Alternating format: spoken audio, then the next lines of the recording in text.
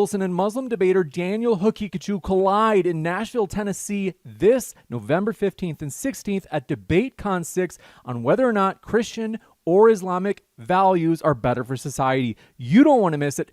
Grab your tickets by clicking on this link right now so you don't miss out on this epic debate conference featuring that debate and many others.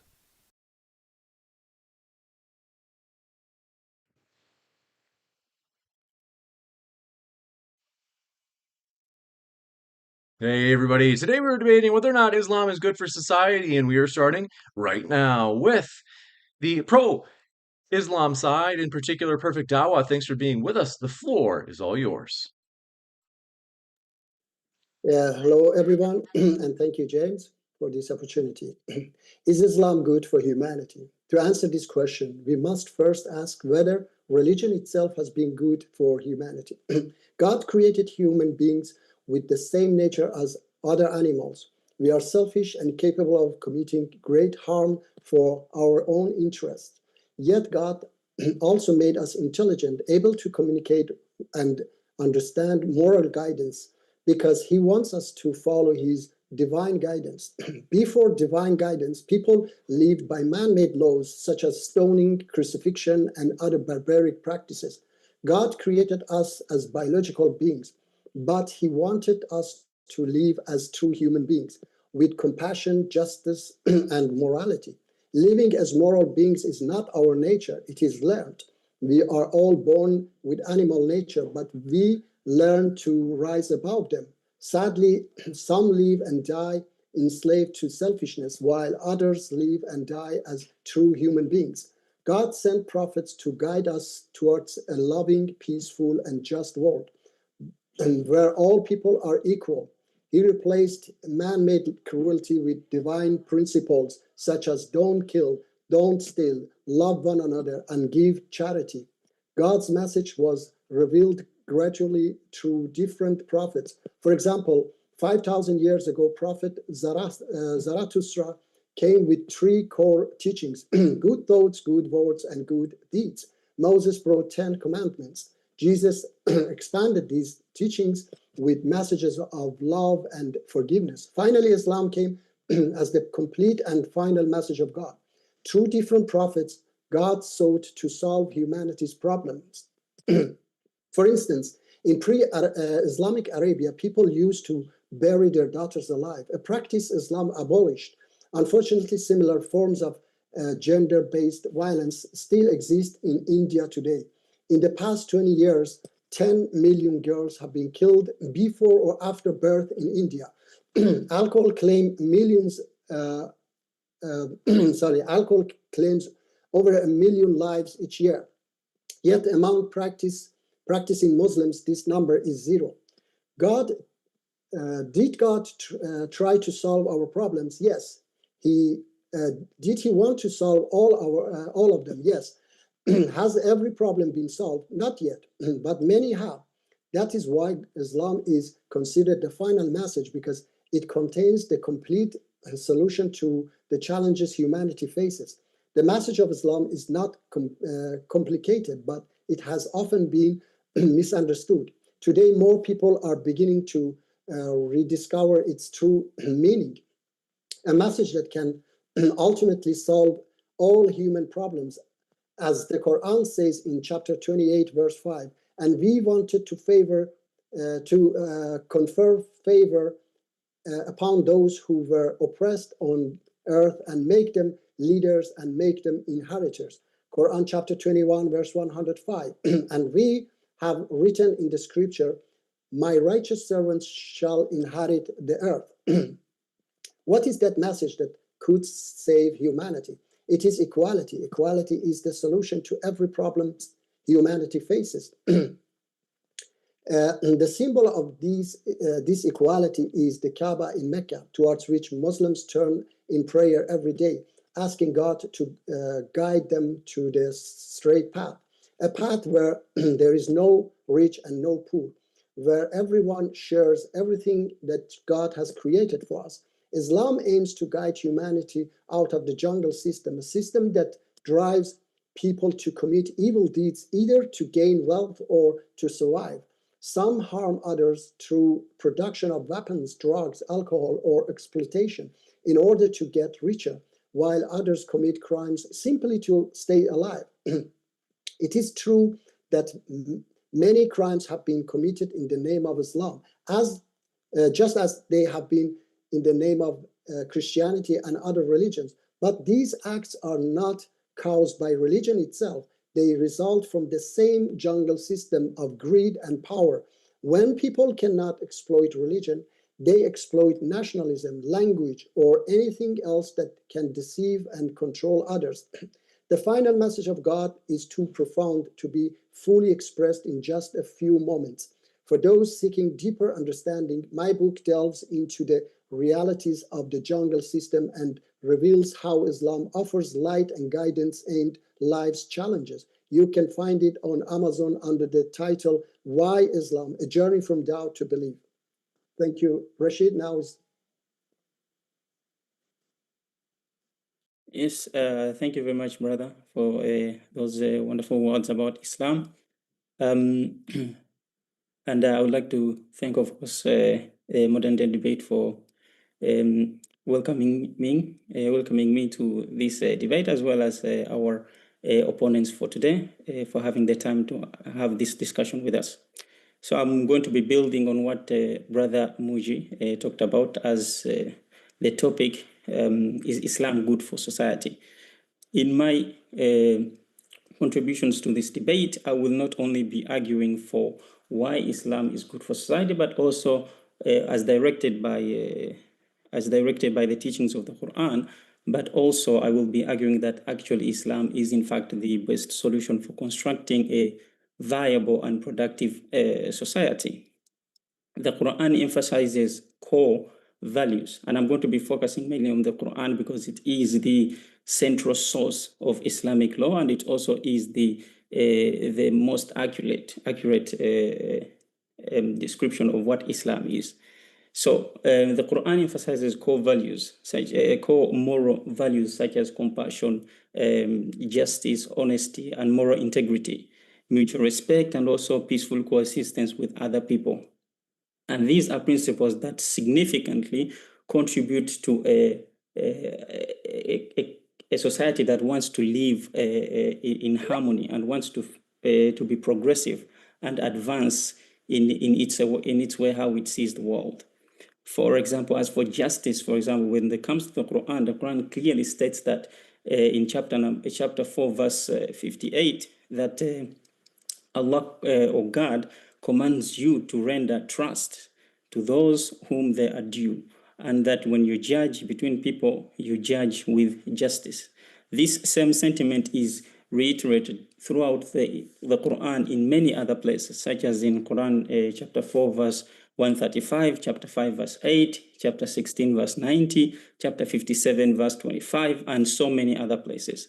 Its exhortations for compassion can be observed in its plethora of verses pertaining to charitable deeds towards the poor, the needy, the beggar, the oppressed, the vulnerable, captives, and also in its and all other people of all kinds of social classes, as well as between spouses in a marital setting.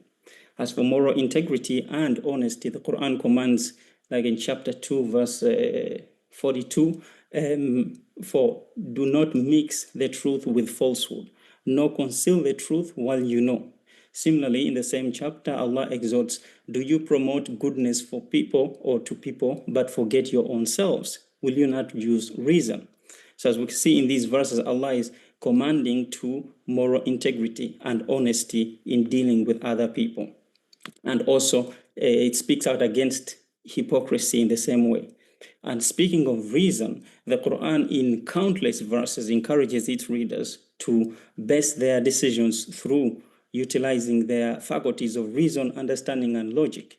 Likewise, the Quran encourages scientific inquiry, as exemplified in its exhortation of its adherents to observe and study the creation of God, as can be seen in verse number in chapter 29, verse 30, in which God tells, say thou, travel ye throughout the land, and then observe how he began the creation.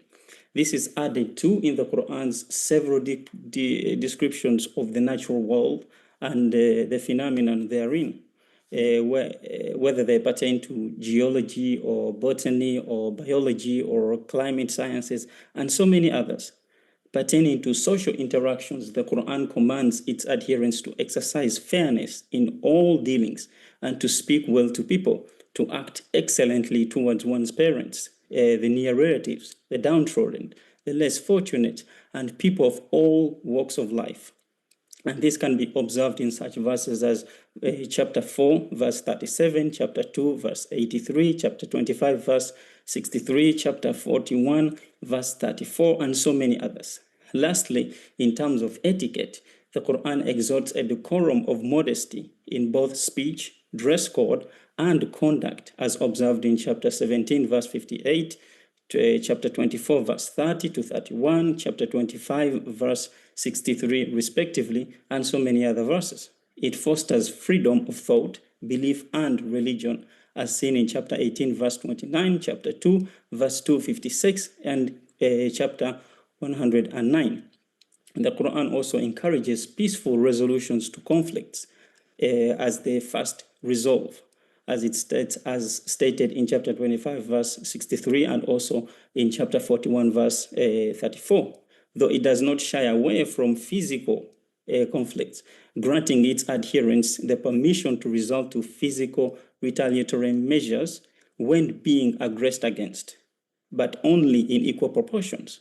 There are so many other subjects which may be covered, but unfortunately we do not have the time to go through all of them. To state it simply, Islam as defined or as presented by the Quran is without a shadow of a doubt not just good for mankind, but it is the best schema for constructing a viable and productive society as intended by God. And that is what I'm going to be covering during this debate. Thank you. Thank you very much for that opening. And folks, if it's your first time here at Modern Day Debate, I'm your host, Dr. James Coons. We are a fully neutral debate platform hosting debates on science, religion, and politics. If you haven't yet, hit that subscribe button. And in case you didn't know, at the bottom right of your screen, DebateCon 6, our two-day debate conference, is happening in Nashville, Tennessee, November 15th and 16th. You don't want to miss it. Oh, hold on one sec on the share screen. You gotta give me a heads up if you're gonna share your screen. Folks, want to let you know this conference is going to be packed with religion debates. You don't want to miss it. Grab your tickets at the link in the description box. If you use code 25live while you check out, this code is only available until tomorrow night, namely Sunday, October 26th. You get 25% off your tickets. What are you waiting for? Grab your tickets now. Use promo code 25live for a massive discount, as you can see at the bottom right of your screen. 25live, only valid for, well, it's no longer 72 hours because we started several days ago. I forgot to update the card. Normally, the standard ticket, for example, $240, but as you can see at the bottom right, it'd be $180 with the code. Grab your tickets now. With that, we're going to jump over to the, you could say, Against Islam's Effects on Society team. Thank you very much, Mus and Nosce. It's a pleasure to have you guys here. I'm ready for you, including the screen share. Yeah, I'm going to share the screen. Ready for you. One thing. I'll get your picture up there. Nosce, thank you very much. We are centered for your slides right now. He's going to be presenting for me. I'm going to go first. You got it. Awesome. Okay. You guys are ready? Ready. Okay. Well, big thanks to you, James, for hosting, and thanks to Muji and Rashid for accepting, and a special thanks to Nosce for joining me for this debate. I want to start off by saying that we are only doing this for the glory of God, not for our own, and not for the sake of argument. So we hope for the salvation of Muji and Rashid, and with all of our hearts, we love them as Christians. So, is Islam good for society? Okay, we are going to approach this topic in many ways, but we're going to do it in a way that Islamic apologists fear most. We're going to expose Islam with its own evidence, okay? And 3 points we will demonstrate that Islam is negative. Point 1 being to demonstrate that Islam's historical and modern impact on society has been predominantly negative. Point 2, to show that these outcomes are not accidental, but are directly influenced by Islamic scripture and teachings. Point 3, Nosce will show how Islam is not a religion of peace, how child marriage is harmful, and expose the wickedness within the Islamic world by means of jihad. All of these according to Sharia.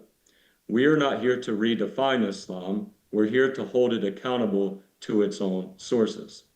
Starting with point 1, what ways has Islam had a negative impact historically? I'll be showing a few examples. Some I can't because of the amount of time we have. So let's see how the religion of peace began and how much peace it actually brought. So my first example is going to be the massacre of Banu Qurayza. In 627, after the Battle of the Trench, the Jewish tribe Banu Qurayza was accused of treachery. And as Ibn Ashaq records, between 600 and 900 men were executed, and their women and children were enslaved. The Quran later in chapter 33, verse 26 through 27, praises Allah for casting terror into their hearts. If your prophet's victory requires mass beheading and slavery, how exactly is that moral leadership? Now, my next example is going to be the Battle of Al-Qadisiyah. Don't quote me on that pronunciation, by the way. In 636, under Caliph Umar, Muslim forces annihilated the Persian army, and Al-Tabari details the slaughter and the fall of Ctesiphon. Now, it's funny how the so-called defensive wars in Islam always end in conquest.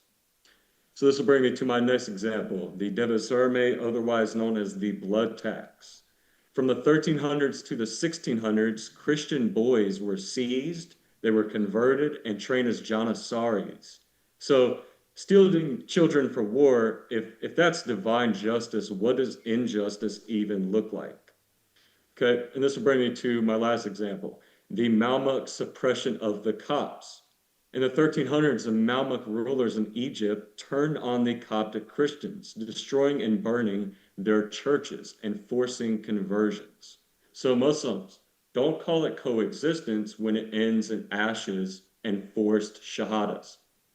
So understanding the examples I've went over, how historically how Islam has had a negative impact, now I want to talk about in what ways Islam has had a negative impact today. Because Islam's theology didn't reform, it simply found new victims. So starting with example 1, the violent insurgency in Nigeria. Since 2009, Islamist urgencies such as Boko Haram and ISWAP have terrorized northern Nigeria. Since 2006, over 169,000 deaths have been recorded. Since 2009, over 2 million were displaced, and over 20,000 churches were burned and destroyed. If Islam is peace, then where's the peace? And why does the killing always quote the Quran? So this brings me to my next example, the Sharia enforcement in Islamic majority countries. In Saudi Arabia, public executions continue for moral crimes. Women are lashed for attending school. So if your law needs a whip to survive, it's not divine, it is dictatorial. Okay, so this will bring me to my next example, the religious cleansing during the Syrian civil war.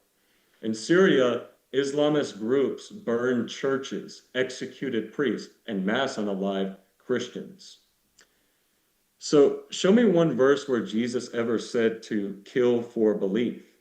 I guarantee Islam can't. Okay, this will bring me to my last example, Iran's apostasy and blasphemy executions. Iran executes citizens for apostasy and blasphemy and also executes pastors, such as the Christian pastor Yusuf Narkanani, who is sentenced to death for leaving Islam. So if truth is so fragile that it needs executioners, maybe it isn't truth after all. Okay, so in light of every single example we've gone over, what do we understand from all of the data? All of the data points to one source, the influence of Islamic religion and law. So this is going to bring me to point 2 of our objective. These outcomes are not accidental, but are directly influenced by Islamic scripture and teachings. You can't blame culture when the command is written right in the Quran, okay?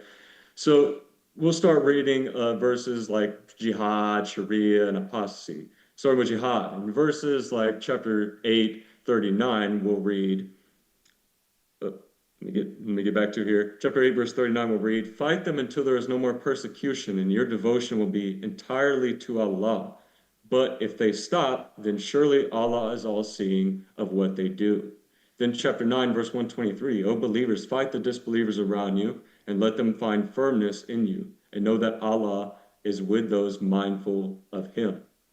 Then also looking at Sharia punishments. We read verses like chapter 5, verse 38. "As for male and female thieves, cut off their hands for what they have done as a deterrent from Allah. Allah is almighty and all-wise."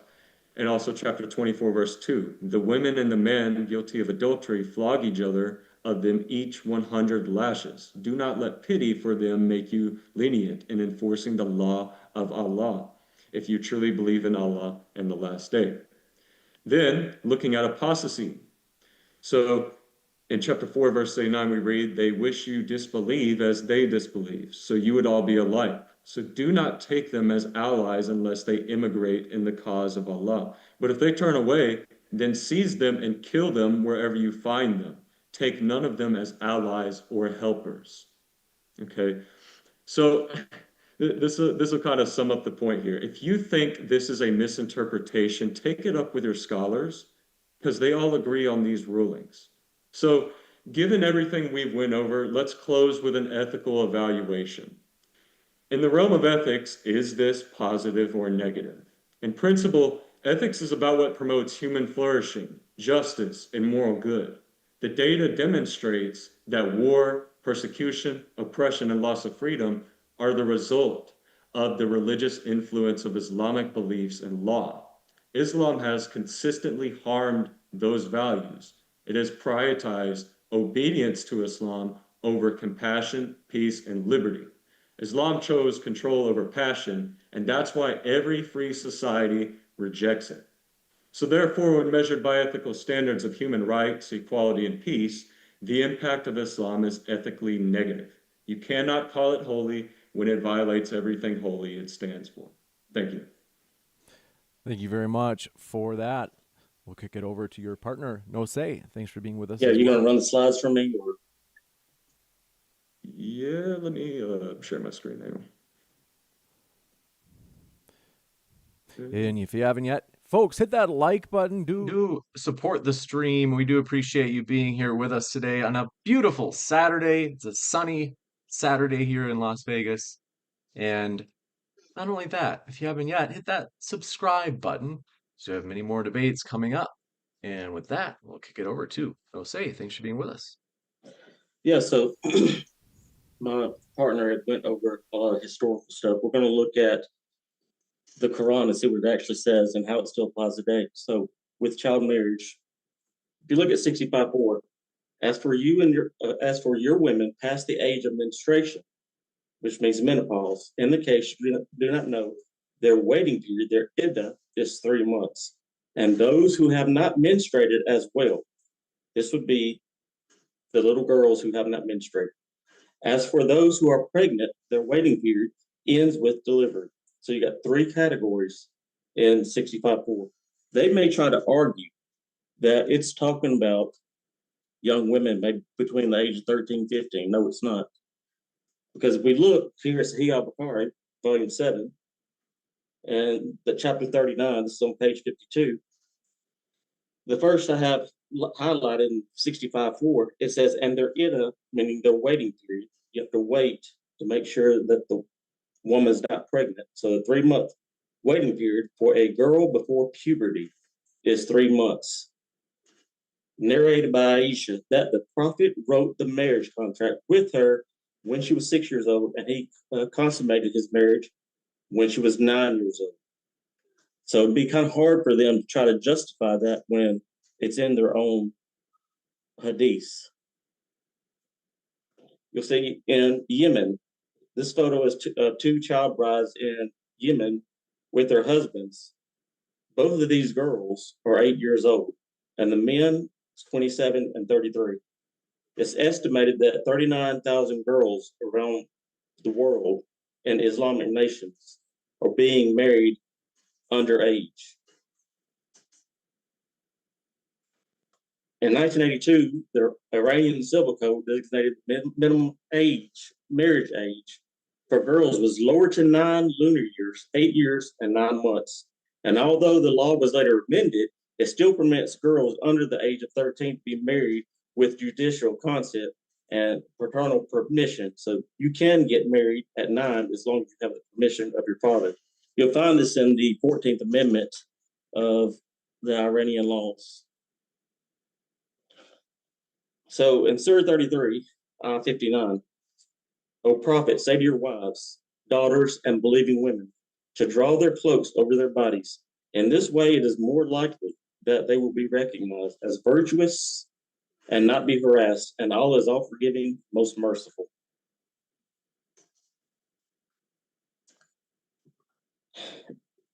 This shouldn't be alarming. This was here recently. In Iran, when a woman, Masa Amini, at 22 years old, she was unalived for not wearing her hijab. And you'll find that law, Islamic Penal Code of 1983. You'll see that men and women aren't equal. In Surah 2, 282, where I have highlighted, then one man and 2 women of your choice will be witnesses. So if one of the women forgets, the other may remind her.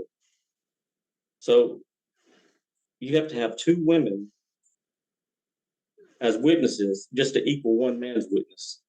And it's verified by what the prophet says. The prophet said, isn't the witness of a woman equal to half that of a man? The women said, yes. He said, this is because the deficiency of a woman's mind. So I want to just take a time with child marriage so far and just the way that they treat women. Is that really better for society as a whole? And Surah 2, 223, your wives are like farmland for you. So approach them. It says consensually, that's not in the Arabic. They just put that in there to water it down. So approach them as you please and send forth something good for yourselves. Be mindful of Allah and know that you will meet him and give good news to the believers. I want them to answer me. Is it better for society for men to view their women as property or farmland? And Surah 434, where I have it highlighted, it's talking about discipline them gently. It's not what it says. It's talking about striking a woman if she's disobedient. In the Arabic on the right-hand side, even the word finally, the way that Quran.com translated, finally is not in there. It just says, and strike them.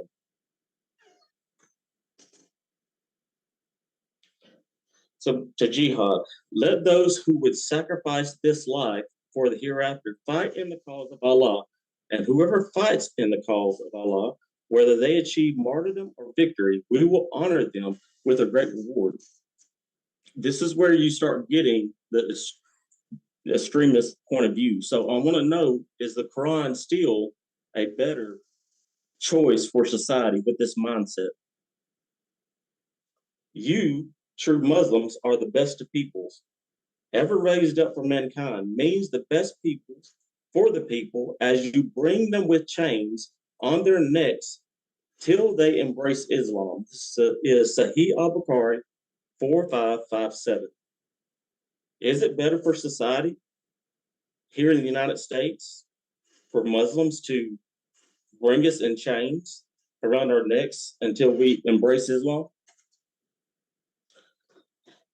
Surah 533, indeed the penalty for those who wage war against Allah and his messenger and spread mischief in the land is death, crucifixion, cut off the hands, feet, opposite sides. So if the Muslims become a majority in the United States, I want to know that if I, as a Christian, want to maintain that and I want to evangelize, which is against Allah, Do they support me being crucified, cutting off my hands and feet on opposite sides? I would like an answer to that. So this is Jamie Al-Termady, 1663. This is where all of the terrorists get there, where they want to go unalive themselves for the sake of Allah. He is married to 72 wives in paradise. So every time you hear about, oh, I'll get 72 wives for martyrdom, it comes from this hadith right here. Is this the best mind frame for society to go unalive in the name of a God to get just 72 virgins?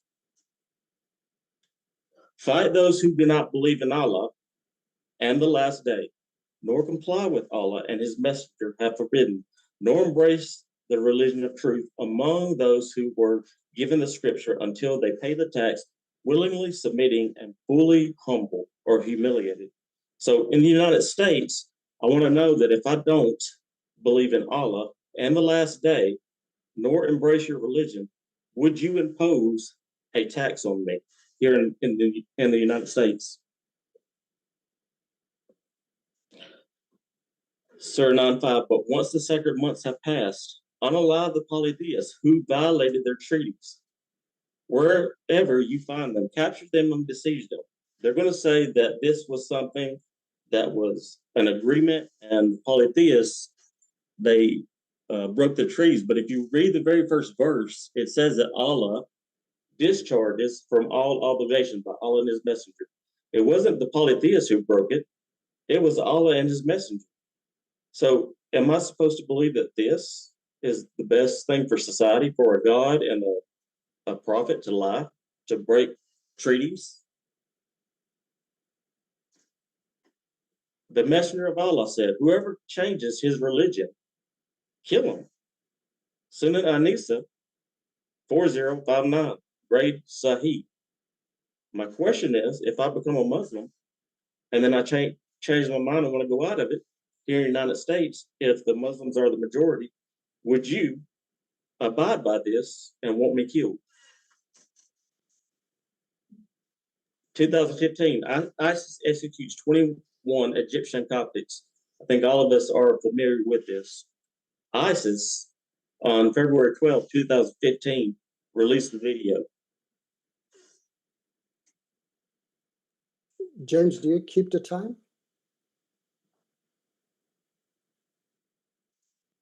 All right, good. In 2024, we see a terrorist attack that was claimed by ISIS in Moscow. 145 people died, 600 injured. This is an Islamic mentality. Is this best for society?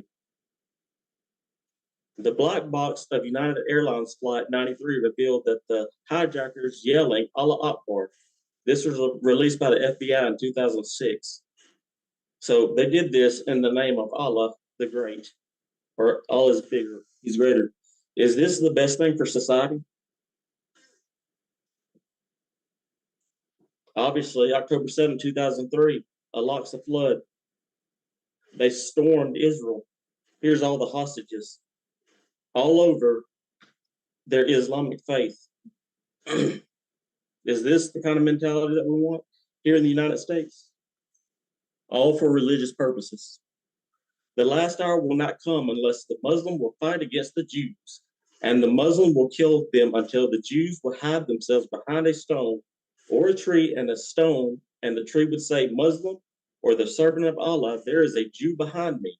Come and kill him.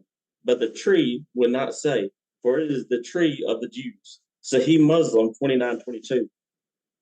Is this right here the best for society to have this kind of mind frame? Ahmadinejad in 2005 wipe the Jews off the map. I'm sorry. Be erased. Is this the kind of mindset if you come to the United States, become a Muslim country, and then want to turn on Israel? Is that the best? 30 seconds left. Thank you.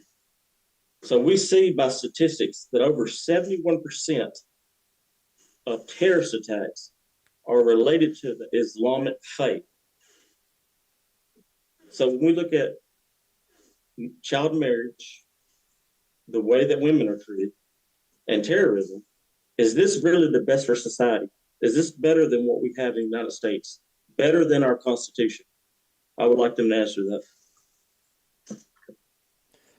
Thank you very much for that opening statement. We're going to kick it into the rebuttals. Just a couple of quick housekeeping things. Folks, if you have not yet, we do appreciate you hitting that like button. Also, as I had mentioned, DebateCon 6, bottom right of your screen, use the promo code at checkout, 25 Live, for a 25% discount. That's a quarter, in case you're slow today. That's a quarter off your ticket price for DebateCon 6. Check out the tickets link. This is going to be a huge 2-day conference in Nashville, November 15th and 16th. With that, thank you very much, gentlemen. I have the format here in front of me, and I do want to say, check out our guests that are linked in the description box. We're thankful to have them here. You can find more, but before you do that, we have 2 sets of rebuttals, 8 minutes for each team for both rebuttals. So we're going to kick it over to Perfect Dawh and Rashid. Thank you very much. The floor is all yours. Yeah, I would like to say that they mixed a lot of things, okay? And I want to share actually, because they mentioned Iran as well, James. I want to share something. If I can share this link, can you please, because I couldn't share it on Zoom. There is a link I put in chat. Can you please share that? I appreciate it. It's a lot of, so for me to start sharing, like you could send it to All your right. opponent, because it's just hard because OBS is already taxing on the Okay, computer. all right, okay. So if I want to share on Zoom a link, If a you use site, share screen, there's a green button at the top in the middle that says share screen. share, yes, I see that. Okay, share, let me see if it is possible. Open the system. Is it coming something anymore? Or let me see, yeah, or Zoom, Firefox, Microsoft Edge, okay. And then I click on that. All right, nothing happens. All right, I don't know. But anyway,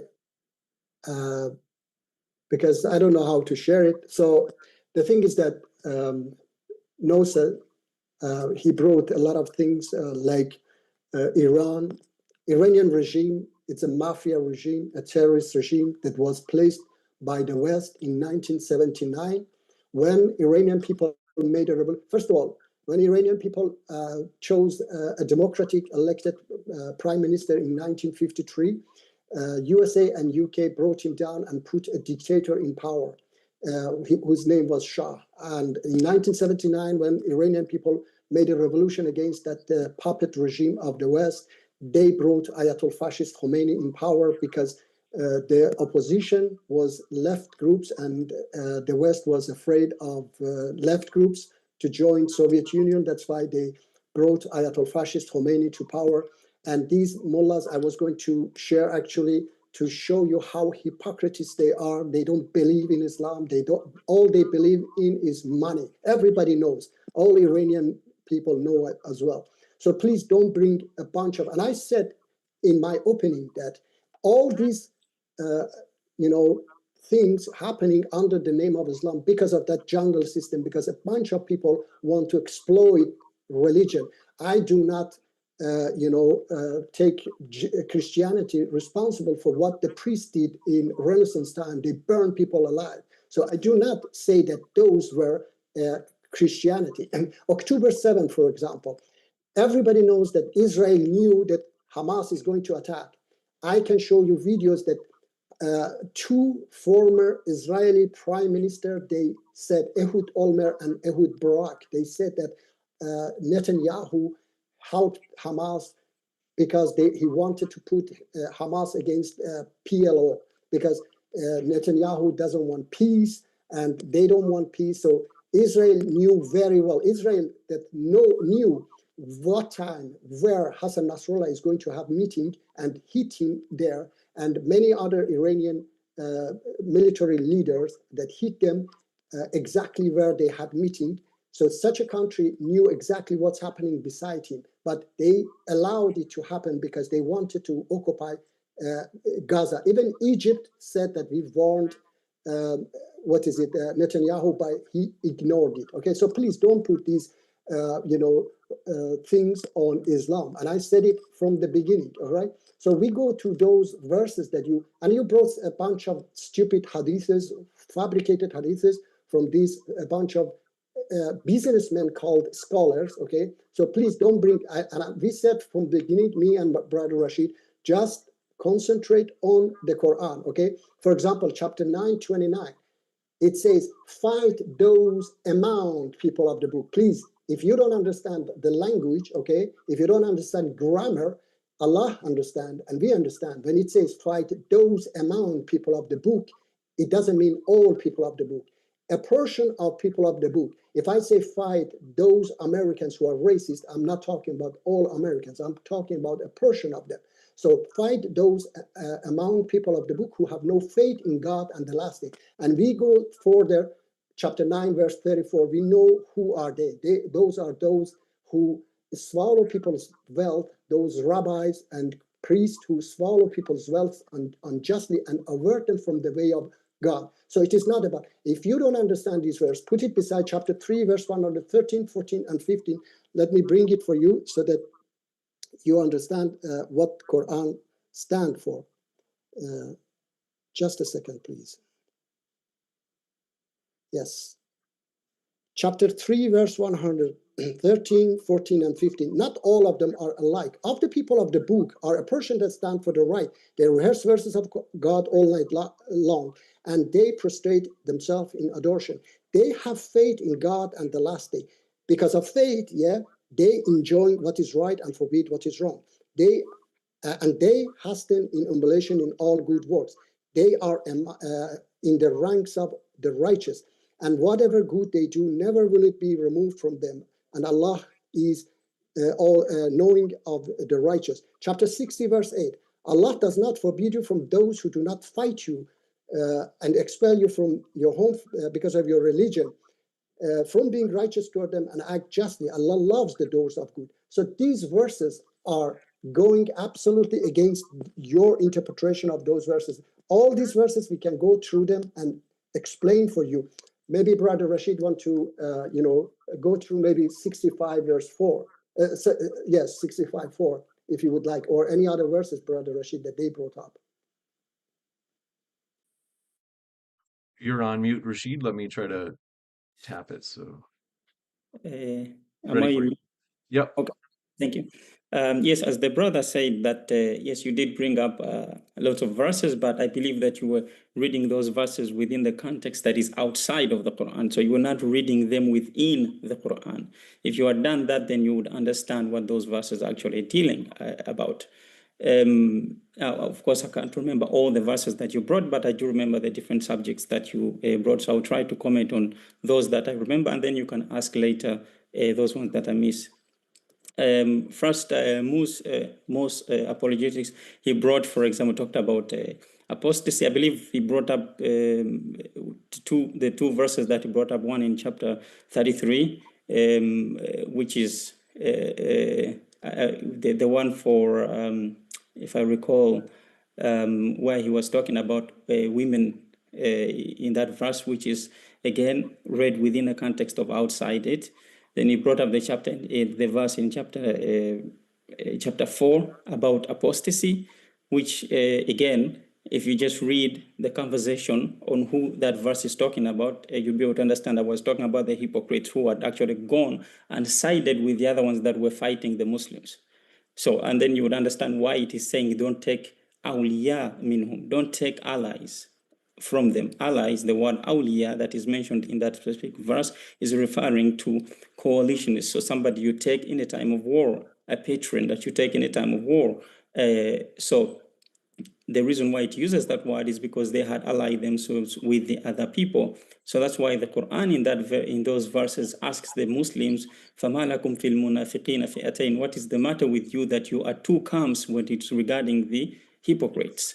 That because there were certain people who thought that there was nothing wrong with these hypocrites. There was some because they had been family members, and some others said no, this is wrong. So they had kind of Got 20 seconds, and I gotta wrap you up. so again, I can't exactly comment on, because much of what you said, you read it from outside. So it's not like you used the Quran for me to comment on. But you can ask maybe a specific verse that you want me to tell you within the Quran, and I will try to answer it the best way that I can. We'll kick it over to Mus and Nosce. The floor is all yours for your 8-minute rebuttal as well. James, just I have to say fast, can you check the comments? I have written something, please. The messages. Right. If you could email me, the only reason is if I open the comment box and Zoom, all right, okay. It warps the. All right. No, I just was mentioning about the name again. I know it's just that if I open up the messages tab in Zoom, all right, it scrambles up the Zoom window. All right, so okay. No, my you name. email me. I told you from the beginning that if you can put it in the bracket, yeah. Thank you. Oh. The perfect Dawah, yeah. You got it. Thank you. Thank you. All right, notes. Okay. So yeah, whenever you're ready, James. Ready. Okay. So he started off by saying, has religion been good for humanity? That's where we got to start off at. That's a vague generalization, because which religion? Because we're talking about Islam specifically. Its record is not measured in details or ideals, but in history. And that's what I mentioned initially, is the historical impact of Islam. Then I moved on to the modern impact. So instead of focusing on has religion been good for humanity and making that vague generalization, it should have stayed specific within the context. Now, next thing I want to address is that he wants us to lead with compassion, morality. God wants us to lead with compassion, morality. Then why does the Quran command retaliation, polygamy, wife beating, and killing apostates? Compassion isn't defined by slogans and cherry-picked verses that seem peaceful, which, given there is some peaceful verses in the Quran that teach things that can be good for humanity, but also you got to take into account the relevant information of things that aren't good for humanity, since you quoted chapter 4, verse 34. So next thing I want to also address is Jesus came teaching love. And you were talking about this and talking about how God's message was revealed gradually through prophets. Yes, that's exactly what Jesus taught, but where do you read that at? You don't read that in the Quran. You don't read any teachings of love that Jesus came with. You read that in the Bible. And if you're going to quote the Bible, then everything in it's going to go against Islam. Like Jesus said, love thy neighbor. The Quran doesn't teach anything like that. It teaches to fight your enemies, fight for the cause of Allah. It retaliate against those who would wish harm on you. You know, it teaches those kinds of things. Jesus doesn't want us to retaliate in that manner. That kind of manner is not taught in what we see in the Bible. And then I also want to address this too, that Islam reconciles humanity and solves all of its problems.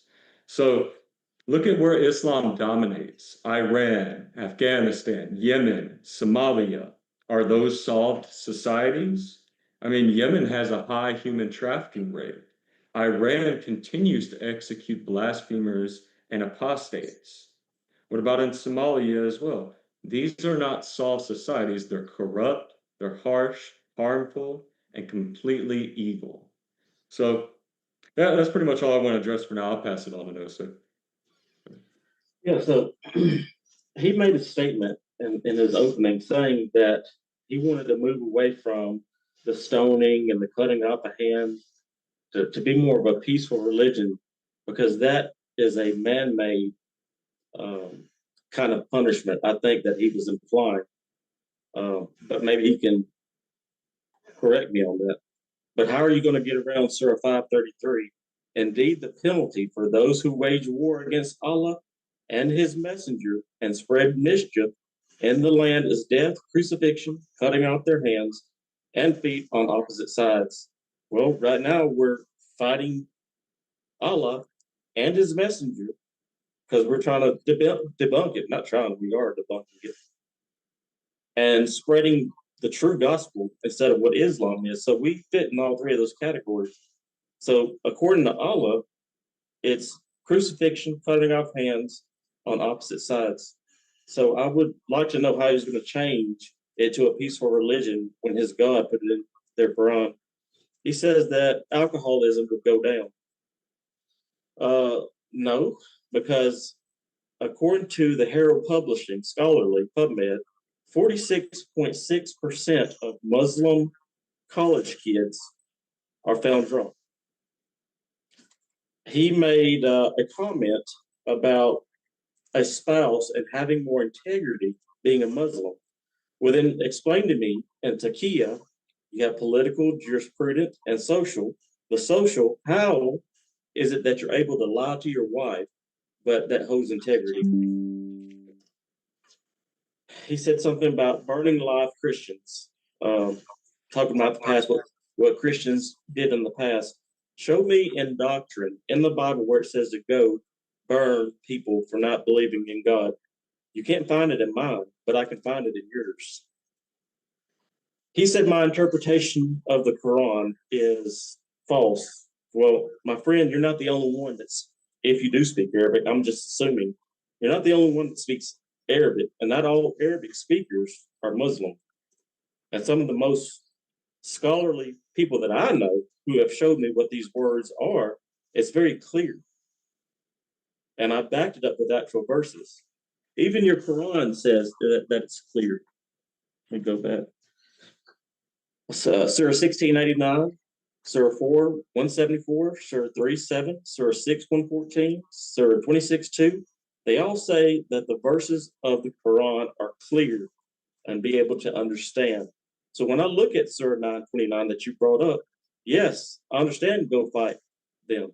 I get it. That's your religion. I noticed that you didn't bring up any kind of rebuttal against any of the verses, Quran verses, against women and child marriage. That was a big part of my opening, and I'm wondering why y'all skipped the rebuttal on that one. You said you're from Sweden, and you say that you don't take hadiths and that they're fabricated. I'm wondering if you go down to Afghanistan or somewhere in that region and say that you don't take hadiths, the Sunnah, would you still be received by the Muslims then? I doubt it. I think that you left Islam since you're denouncing the hadiths.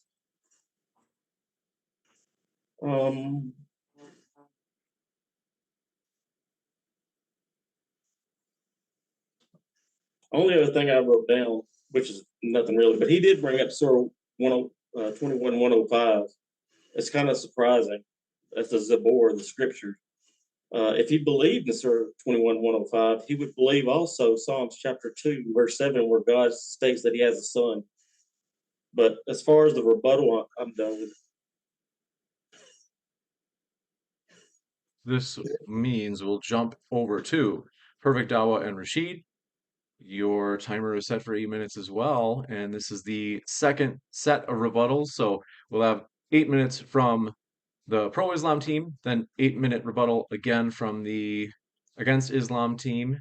Then we'll have 20 minutes for cross-examinations, and then 8 minutes for clarifications, followed by closings.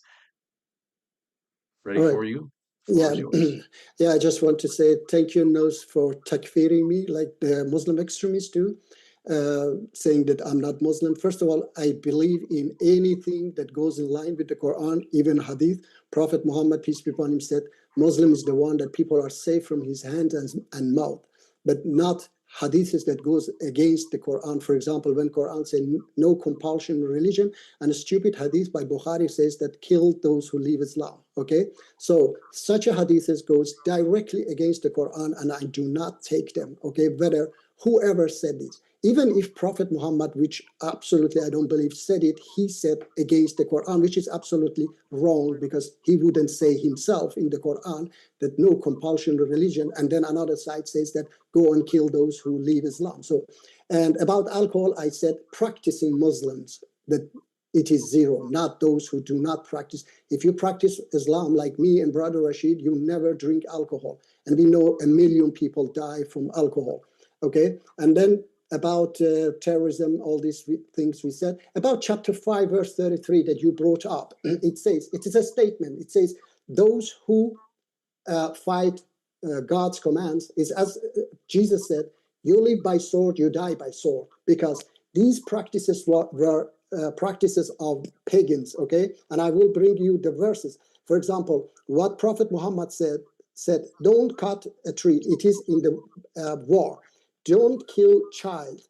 Don't kill old people. Don't destroy a temple or a church. Don't destroy a building. Don't kill those who surrender. It's prisoners of war. Don't kill those who run away in the battle. And there are many others. Now, I give you from the verses of the Quran about prisoners of war. Chapter 76, verse 8 and 9. They give food for the love of him to the needy, the orphan, and the war prisoners. We feed you and say, we feed you only for the sake of Allah. We do not want any rewards from you nor a thanks. Chapter 47, verse 4. So when you meet the kuffar in the battle, strike them, their necks until when you have inflicted slaughter upon them, then secure their bonds. It is about prisoners of war. And either confirm favor afterwards or ransom them until the war lays down. Okay, so there are verses that says that we have to be either release them or or ransom them. And while they are in our captivity, we have to be good to them and we have to feed them. Now about chapter 5, verse 33, which you brought up, I have to read for you. It is Pharaoh's chapter 7, verse 124, chapter 20, verse 71, chapter 26, verse 49. All of them say, I will certainly cut off your hands and feet on opposite side, then crucify you all. These are not stories by the Quran. These are reminder by the Quran that you pagans, if you do not live by the Sharia of God, which is mercy, forgiveness, and love, then you, those who are like you, like pharaohs, they will do such things to you. So the verse doesn't say, if God wanted to say, as says in every other places, when he want to give us a command, he say, do it. For example, fight. Fight is a command, but to fight, no sense. You have to understand language, the grammar of language. To fight is not an order. To fight is a statement, okay? So when the Quran says in this chapter 5, verse 33 says, their punishment is to be cut off their hands, to be crucified, and so on. And next verse explain it and says that except for those who repent before you capture them. So now, if I capture you in the battle notes, okay, and you say, I repented 1 hour ago or 2 hours ago, what do I have to do? Do I have to crucify you? I don't know if you are lying or you are saying the truth. No, my duty was mentioned there that I have to either release you as a favor or I have to ransom you. And while you are in my custody, I have to feed you. Okay. So, and there are other verses that I would like to go. So this verse 533, please don't bring it up because this is not a command to me. This is you live by sword, you die by sword. Okay. So this is not a command to me that I have to do such a things to you. All right. So Brother Rashid, maybe you want to talk about 65 verse 4, which they brought child marriage, please, so that I don't talk alone, please. Yes, the misunderstanding, of course, comes from that you are not reading the first word that it says in that verse. It's talking about women. It clearly says that, women. So the Quran makes a separation between women, nisa, and it makes a separation between children, banat, daughters, or young girls, sorry. That verse does not refer to girls that have not that are still banat. It refers to nisa, adult girls, the adult women. It's not talking about it doesn't use the word, it doesn't even use the word wife. It uses the adult word nisa, and it continues that conversation. It says right there. So it's bizarre to me why you read that and then you assume that the later part, just because it is using a pronoun as those, it uses those, you assume that those is a reference to girls. No, those in that verse is a reference to the women that are mentioned at the beginning of the verse. That's quite simple to understand.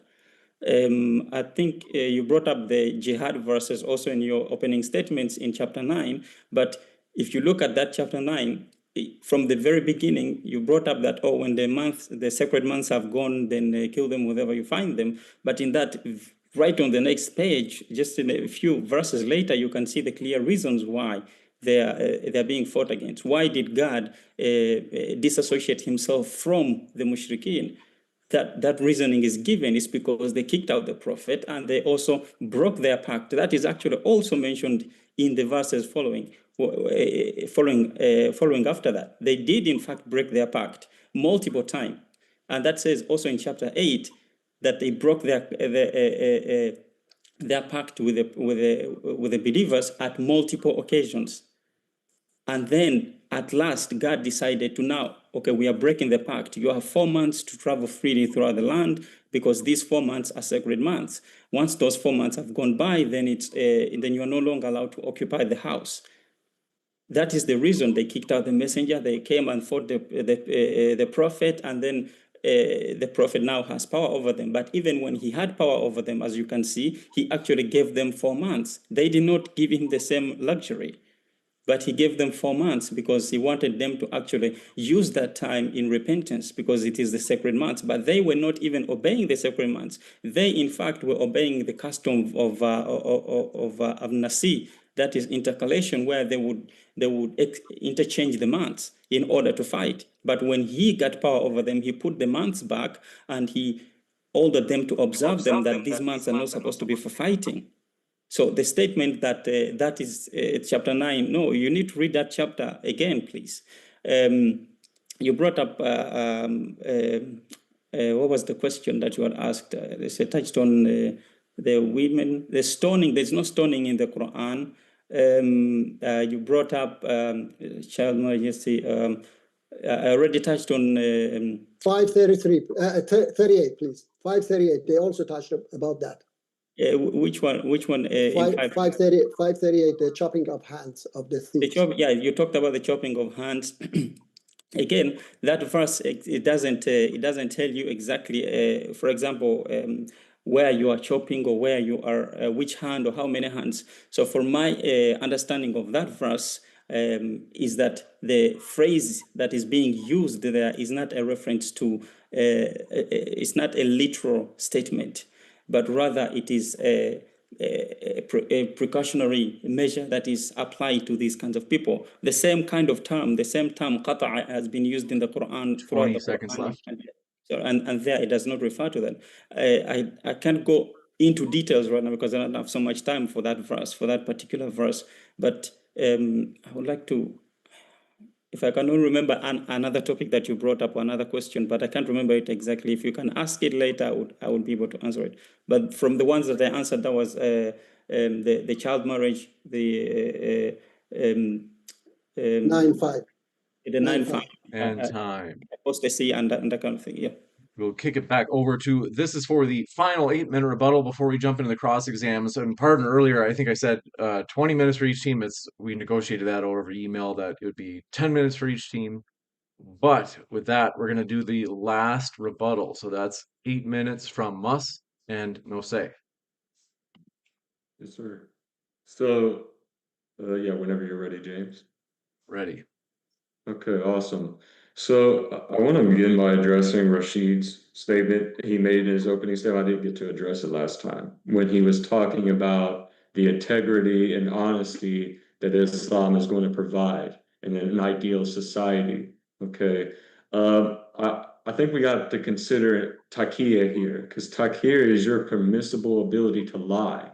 And if that's going to contradict integrity and honesty, you cannot uphold that in an ideal Islamic society where it's going to be viable, productive, it's going to be peaceful, things like that. Not at all.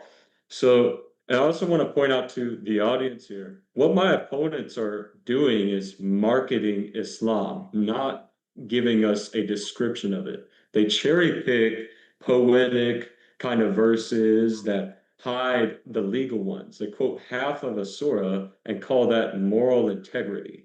okay? But a religion must be judged by its entire evaluation, its history, and its fruit, okay? So there's something else I want to address there about considering in light of that we read verses that were outside or in context outside of the Quran instead of in the Quran, okay? I think the whole chat will tell you, all of us Christians here, the real Quran only Christians will tell you, all we do is just read. We don't need to interpret. We don't have to refer to scholars 100% of the time. We can just read it, understand it. It says it right there. Chop off the hands of thieves. It's never been translated in the way you would not expect it to be. It clearly, directly says it. The language is not ambiguous. It is not mistranslated. All of the translations out there will translate it the exact same way. So the word there that's being used cannot be misinterpreted or misunderstood. It's very clear. And something else I want to mention, though, because we touched on a little bit, quoting 434, that authorizes husbands to beat their disobedient wives. Now, if that's supposed to be your definition of fairness, you can't preach peace while quoting a verse that literally instructs domestic violence. Okay. And in a court of law, you're going to be thrown in jail for that as far as it goes. So, in your ideal Islamic society, according to United States law, or you can go to state law, you're going to be condemned pretty quick for doing stuff like that. I don't think that'll hold up too well, at least in moral integrity. So if the peaceful resolution is quoting 434, you're in a lot of trouble. I think something else I want to note, just for the audience and also for you guys, is a tree is known by its fruit, and Islam's fruit has been conquest, coercion, censorship. So when we talk about compassion, like you guys were, remember this isn't a religion that allows lying, beating, and killing in God's name. It's not guiding humanity forward. It's ultimately going to drag it backward. Okay, so, and I mentioned that because you're saying no compulsion in religion, but for thousands of years, that's exactly what Islam has been doing. I quoted a bunch of examples, especially there was Surmay, the blood tax, when they were converting Christian boys and training them to be Janissaries, or the Battle of Al-Qadisiyah, or when Caliph Umar led the Muslims and annihilated Ctesiphon and slaughtered them, or Banu Qurayza. This is not anything like non-compulsion. This is complete compulsion. So what Islam is commanded to do contradicts the theology you're upholding here, the standard. So I think with that said, I think I want to mention, though, because I mentioned it earlier in my opening statement, we're not here to redefine Islam like you guys are doing. We are here to hold it accountable to its own sources. And what its sources say are very clear. So interpreting it the way you guys do, I don't think would be held up in any kind of scholarship or even in academia. So I would be very clear about what the verses say. Go ahead, Nosce. Yeah. So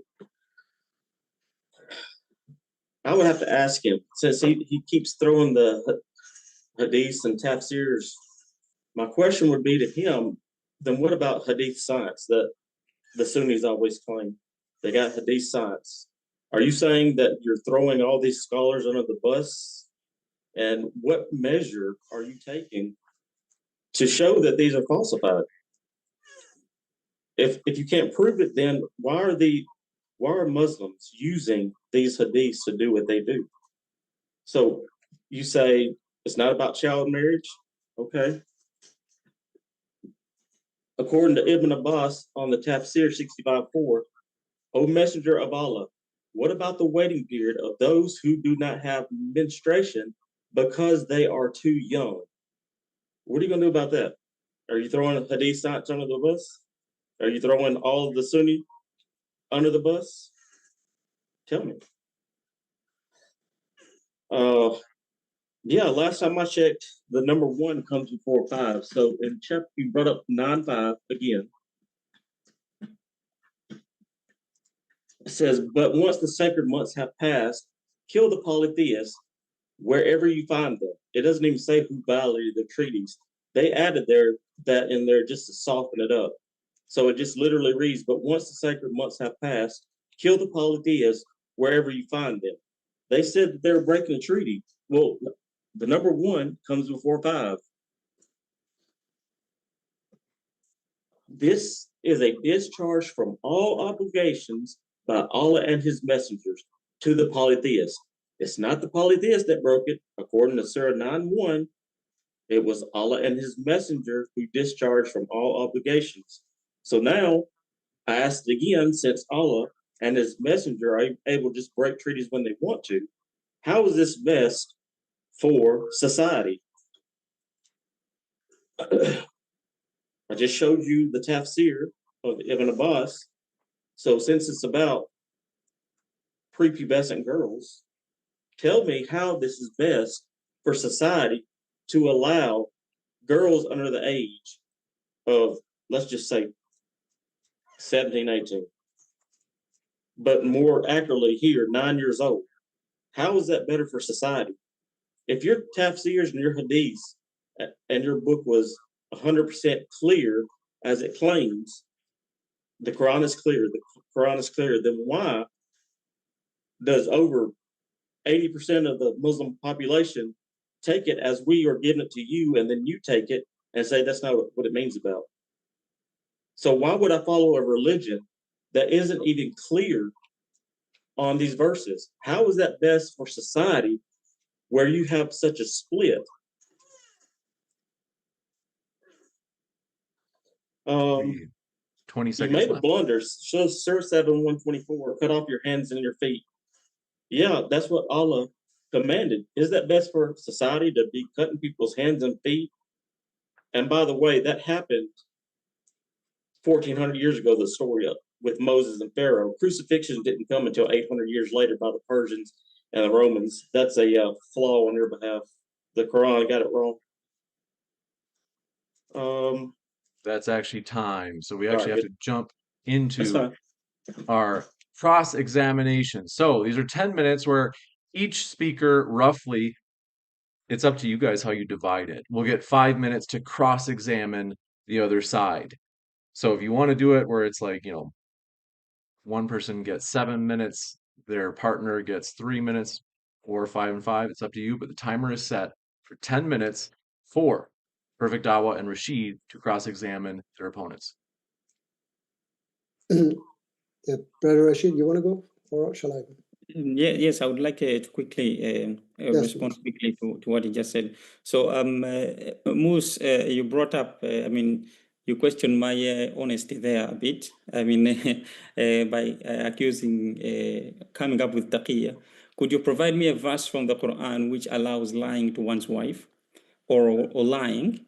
A verse from the Quran, not hadith, a verse from the Quran which allows this concept of taqiyya in the way that you are understanding it. And then you brought up hadith sciences, Nosce. Yes, hadith science is not really a science. It's not. If you just look at it, it's not. That's just based on hearsay. There's nothing truthful about that. Not in the science itself. Sure, they might have some hadiths that are in line with the Quran, but the Quran already said what they say. And the Quran is the only authoritative source that we have, that any scholar within academia, even in the Western world, that's why they don't use hadiths in order to determine the life of the Prophet. Most of them don't. They will trace the Quran back to the Prophet, but they won't trace the hadiths back to the Prophet. And I'm talking about Oriental scholars, not the Muslim scholars. None of them use the hadith as a historical documents to tell the life of the Prophet. No. As for, this is just a case of what people do is what the religion teaches. No, that's just wrong. It's not true. What people do doesn't determine what the religion. Rashid, this is a cross-exam. Do you have questions for us? This Yes, would be good. We do, yeah. If it is to be different from the rebuttals, we do need you to actually just ask questions. Okay. Yes, I would like to. Yes, I would ask my question. Like, for example, you brought up the verses in chapter 33 in your beginning opening, Mus. Do you remember the verse that you brought up in chapter 33? I didn't bring up chapter 33, not that I recall.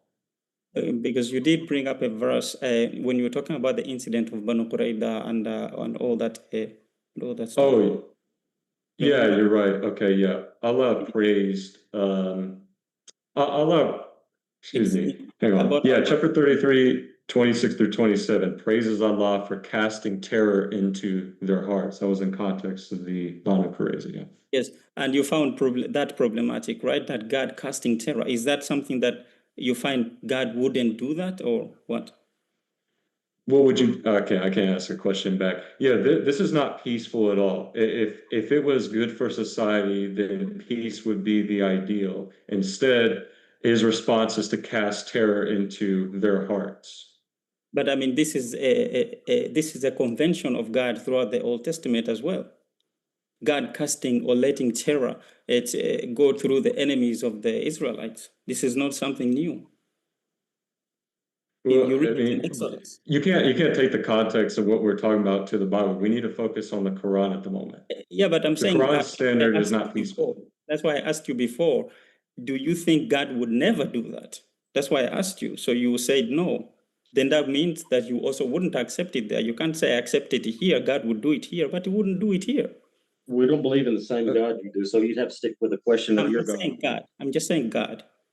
Okay, It yeah. doesn't So matter if God. okay, yes. In context of Islam, then your God would be doing something which puts him out of the fold of it being a good, ideal, viable, and productive society like you're picturing it as, because he's not spreading peace and stability to societies. Instead, he's casting terror into their hearts and allowing the mass killing of them. Muji, you want to ask a question, or should I ask more questions? Or Yeah. I would like to say, of course, if the leader of UK during the Second World would say, I would cast terror in the heart of Nazi Germans, I don't think that any rational person would say that's wrong, okay? Because you have to fight the enemy. And if you disagree with that, you better say to Ukrainian now fighting Russian, okay? To love Russians, all right? So please put things in the context. And as we said, another thing is that you said Taghiya.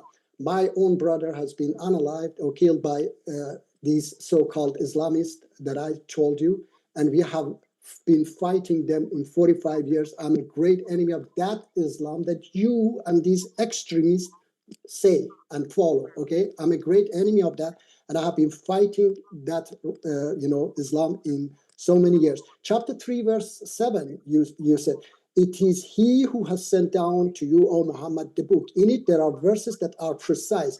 They are the foundation of the book, and others are unspecific. As for those whose heart is corrupted, they will follow only the unspecific, desiring to create confusion and their own interpretation. And no one knows its true interpretation except God and those firm in knowledge. And they say we believe in it, all of it is from our Lord. So as a firm in knowledge, I have to say, I believe in it, all of it is from my Lord. So I have to follow chapter 60, verse 8 as well, that Allah says, Allah does not forbid me from those who do not fight me because of my religion and expel me from my home, from being righteous toward them and act justly. So there are many verses in the Quran that guides me and order me to be just, to be, loving towards others. And those verses that you brought, for example, chapter 9, verse 5, if you continue, the next verse, it says, how can there be a treaty between God and his messenger with the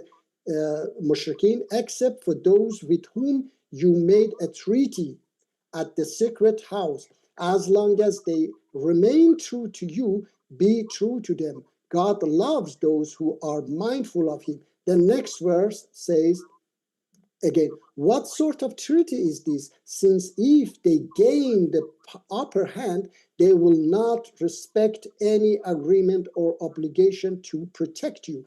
They please you with what they say, while their hearts remain averse. Most of them are kuffar, to God. Disobedience to God, So these are the context that you have to as well read. When you take one verse and change the interpretation as chapter 3, verse 7 said, and then say that this is the Quran. So you have to tell me, if you are not a Muslim, if you are a Muslim, you have to tell me which verse I have to follow. Does Quran contradict itself or complete itself? For me, it completing itself. So for you, tell me, do I have to follow as chapter 3, verse 7 says? I just need a question, though. Yeah. I'm asking you. Chapter 3, verse 7 says, I have to say, I believe it in it, all of it's from my Lord. So when chapter 60, verse 8 says that I have to be righteous towards those who do not fight me. Do I have to follow that verse as well or not, Mouse? Well, I mean, you have to follow all of the Quran regardless. So Yes, that yes. verse, I mean, your interpretation, not at all. You need to read it for exactly what it says, not some ambiguous No, it's retelling clear. of what the reading could be. No, it's Have clear. to follow it for what it exactly says. Okay, yes. can you tell me? Yeah, can you tell me what it says, chapter 60, verse 8? So maybe you can help me to understand. Chapter 60, verse 8. Let me read it for you myself. 60, verse 8. So tell me what I have to do. As a Muslim, it says, Allah does not forbid you from those who do not fight you because of religion and do not expel you from your homes, from being righteous towards them and act justly towards them. Indeed, Allah loves the doors of good. Okay? So please tell me, what is my command now? Do I have to fight you or do I have to follow these words, please? Okay, Because so because you understand better Islam than me, yeah? The Quran, please. okay, so as soon as conflict, rejection, or opposition to Islam occurs, you're going to read the next verse that immediately limits the peace. So, yes, at first glance, it sounds like it's teaching some Yeah. kind of peaceful coexistence Yes. with non-Muslims, but the context, and also you can read the tafsir if you want, it shows it's conditional. So, would you read the next verse? Yes, So I can continue answering your question? Yeah, next verse. All right. It says, next verse says, yes, Allah only, so remember, Allah only forbids you from those who fight you because of religion and expel you from your homes and aid in your expulsion. Forbids that you make allies of them, and whoever makes allies of them, then it is those who are, yes, wrongdoers. So it is exactly, so I don't have to, as a Ukrainian, I don't have to make allies with Russians who fight me. So it is very clear. I have to be, peaceful towards Polish and others, yes, but I don't have to be peaceful towards Russians. Yes, Time. please. Yeah. We're at time. That's 10 minutes of the cross exam. We're going to kick it over to Mus and Nosce for their 10-minute cross exam of our Muslim friends. Yeah. You want to go first, Nosce, or you want me to go first? Yeah, I'm gonna go first. Okay. So, Muji, how old was Aisha when Muhammad married her? According me, 19 to 21. Okay, so you don't believe the Sunni that she was 6 years old and consummated at 9? So unfortunately, you cherry pick because those scholars say Prophet Muhammad split the moon. You do not agree with that, but you agree with such a things. I do not agree with any of them. I do not agree that. Yeah, that's Prophet fine. Muhammad, I just need the yes or no. So no, I do not agree with them. They were a bunch of liars. All right, cool. So all 50 states of the United States have domestic violence laws that prevents a man from striking a woman. So in Surah 434, it doesn't say discipline, it says to strike them. How is this better for society to allow a man to strike a woman?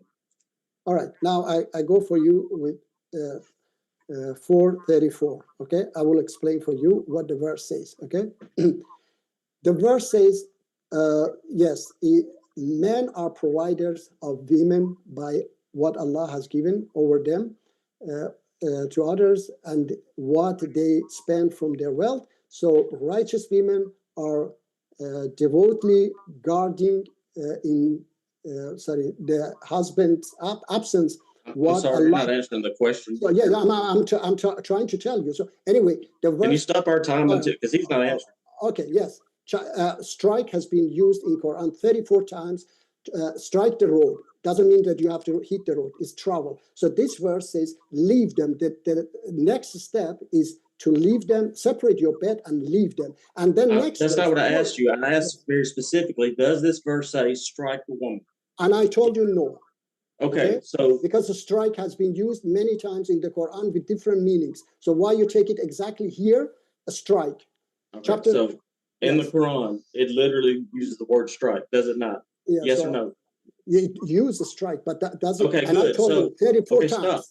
Stop. Yes. So then, my question is, we have domestic violence laws in America to prevent a man from striking a woman. How is Islam better for society when it allows a man to strike the woman?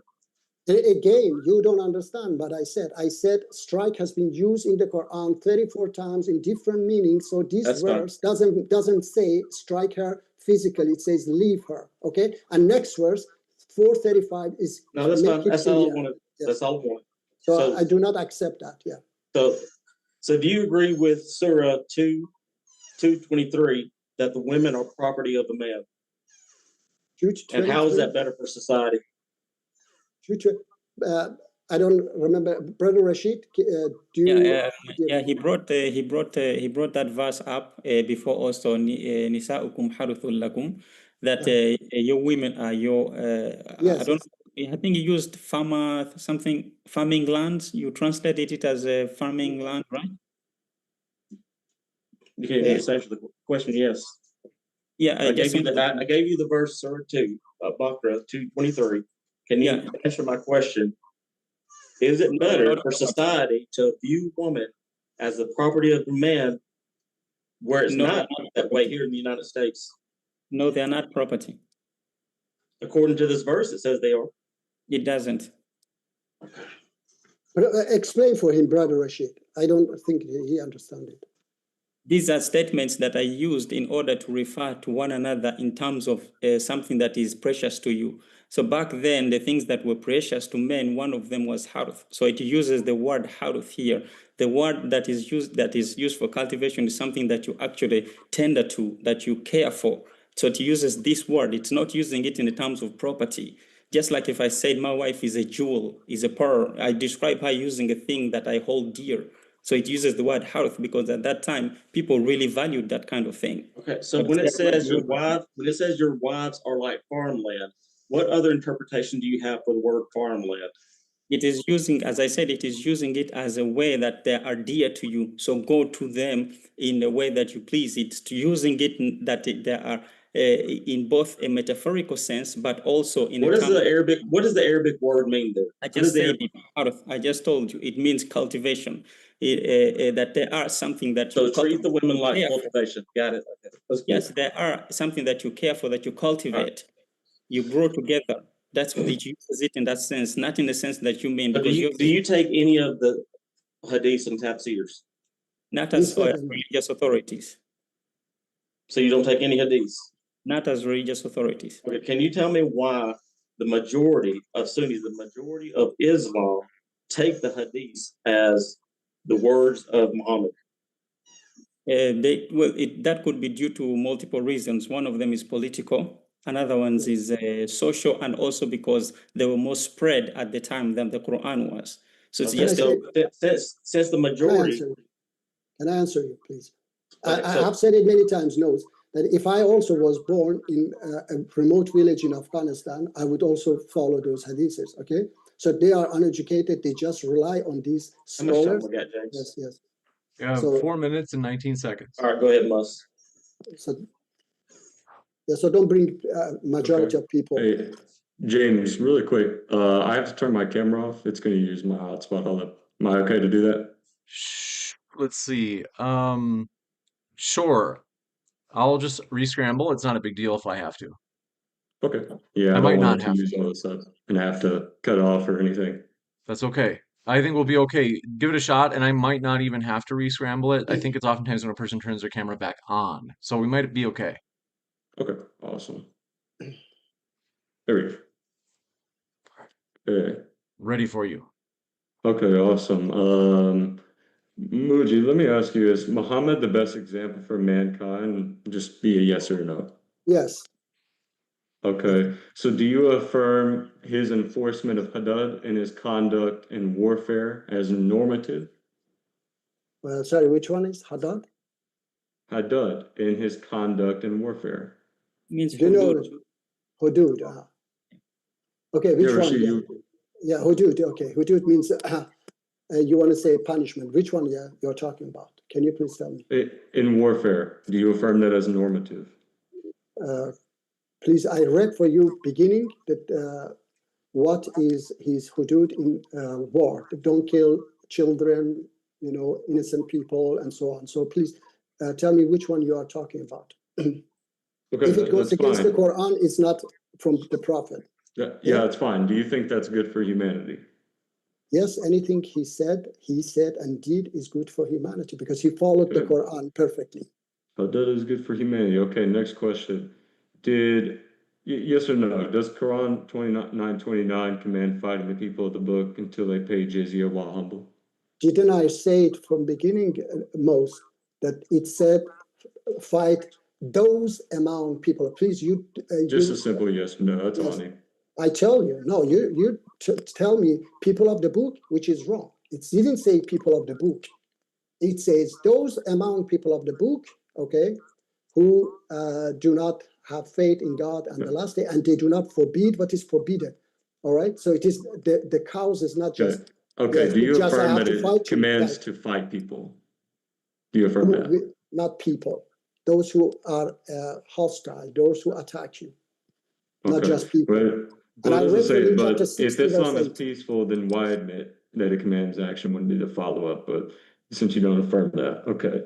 So I'll just move on to my next question then. Don't Okay, say so this people. would be for Rashid. Okay, if a modern state enforced verses like 24:2 and 538, would you immigrate there with your family? It will depend if they also enforce the other laws of the Quran. They cannot just enforce those two and then I would move there. They can enforce those two but do other bad things. Okay, so if you do you think that's good? Those two verses are good for that society that you're going to immigrate with your family to? Yes, the verses are good. There's nothing wrong with the verses. Yeah, So okay, it's good to chop off the hands of thieves. I already no, explained that part of chopping yes, hands. So Okay. I don't know why you are saying chopping. I already told you about it. The it's chopping not hand. chopping. It's That one. arresting Yeah. them. Yeah, Okay. it's Okay. arresting them. Arresting them. Okay, Okay. Muji, I have a question for you then. Do Yes, you please. concede your pacifist belief is a minority view? Sorry, I didn't understand it very well. Once again. Do you concede that your pacifist belief is a minority view? It might be minority, but we will be the majority, as the Quran says. Finally, my righteous people will rule and inherit the planet. And I said, if I was born and living in a village in Afghanistan, I would be among those majority. Thanks God, I'm living somewhere else. Okay, and I have educated So if myself. Islam's truth is what most Muslims have believed in practice, why should the audience even accept your revision of Islam as true Islam? Because They this are is a not. minority view, not the Yes. majority. Yeah, they are not forced to accept it, and we That's not will. what I'm asking. Yeah, I'm yeah, they Let are me asking you, ask why him. should Let the me ask audience him. accept this revision as true Islam? Let me ask you because something, Mus, real quick. So you said you're the minority. Would you say that the majority of Muslims right now is better for society when they use these verses to have child marriage and to commit terrorism? And I told you from beginning, I've been fighting them in 45 years. That's, Yes. that's not what I asked. No, I said I do not agree with them. Okay. Yes. We have run out of time. We are going to jump into the next segment. Do want to do a couple of quick housekeeping things. Folks, if you have not seen it, pinned at the top of the chat, we have a new Facebook page. We just uploaded a clip at that Facebook page, which is pinned at the top of the chat, featuring apostate prophet versus Neil on this very topic, Islam, whether or not it is good for society. Check out our new Facebook page. Follow us there as we're going to upload more clips there. We do appreciate your guys' support as we get this Facebook page off the ground. With that, we're going to jump into, we have 8-minute clarifications for each team. So, keeping in order, Perfect Dawah and Rashid, you have 8 minutes to make any clarifications. Brother Rashid, you go first. All right. Well, I mean, yeah, I would like to clarify, yes, because what seems to be the case here is that it's just a case of Muslim are doing it, therefore it's what the religion teaches, and that's not how you should judge a religion. I mean, it doesn't work for Christianity, it doesn't work for Judaism, it doesn't work for any religion when you see it that way. And also another case of the majority. That's what the majority are doing. Therefore, that's what the religion teaches. Again, that's not true, because again, if we look at other religion and through biblical sources, that's not exactly what we see. So it's not like you can just, oh, this is what we do for Islam, but for other religion we apply different rules. I would like to clarify one thing that I did not touch on in terms of verse number 5 of chapter 9, which you kept bringing up, Nosce. If you read verse number 4, it does tell you about the breaking of the pact. Look at verse number 4 right there. It tells you exactly that they did in fact break pacts. If you read verse number 4, but I don't know why you skipped verse number 4 and straight to verse number 5. It says إلا الذين عاهدتم من المشركين ثم لم ينقضوكم شيئا. It says ثم لم ينقصوكم شيئا. It says right there, except those whom you made a pact with among the polytheists. So it's putting an exception of those people whom Allah has disassociated from, except those whom you made a pact with at the Masjid al-Haram of the Mushrikeen, and then they did not break or they do not defy you in any way, okay? And they did not aid anyone against you. Then it tells you, فَأَتِمُّ إِلَيْهِمْ عَهْدَهُمْ. Then you are to fulfill their covenant with them until its term.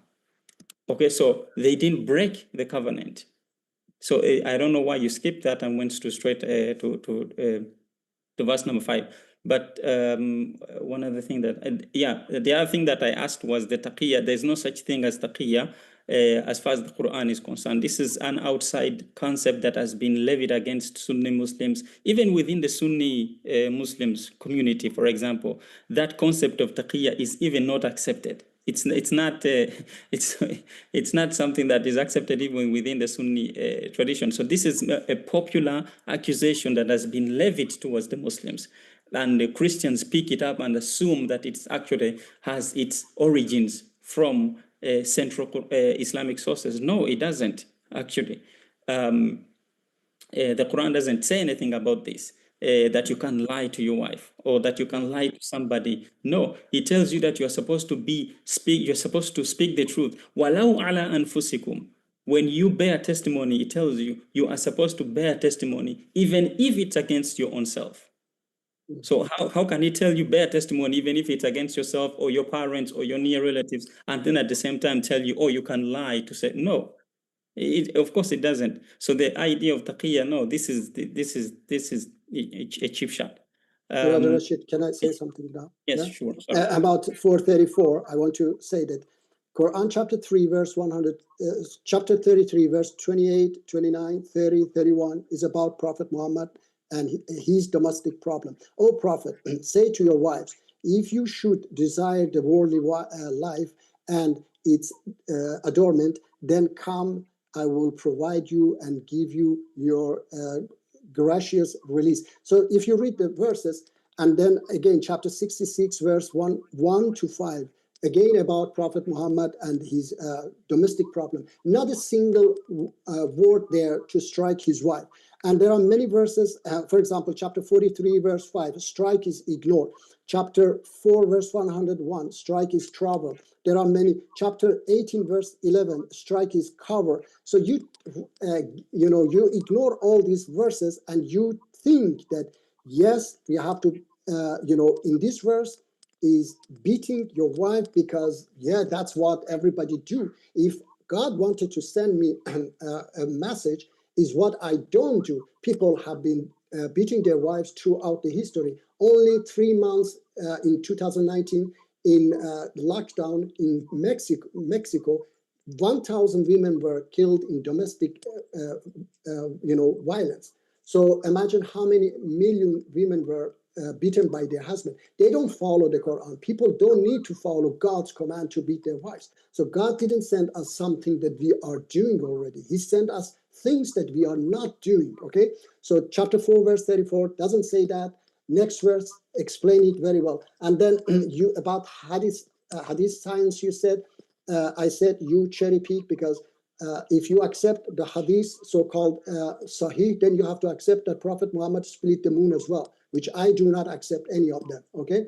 So Taqi as well, I said that I've been fighting this Islamic extremism, and that Islam that you believe and interpret. Yes, I'm very much against that Islam. And chapter 3 verse 7 said the precise verses are the foundation of the book, okay? And those whose heart is corrupted, they follow only the unspecific verses, as unfortunately you do. You take one verse here, one verse there, and you do not follow all the verses, like chapter 60 verse 8 that said Allah does not forbid you from those who do not fight you because of your religion to be just towards them and act justly.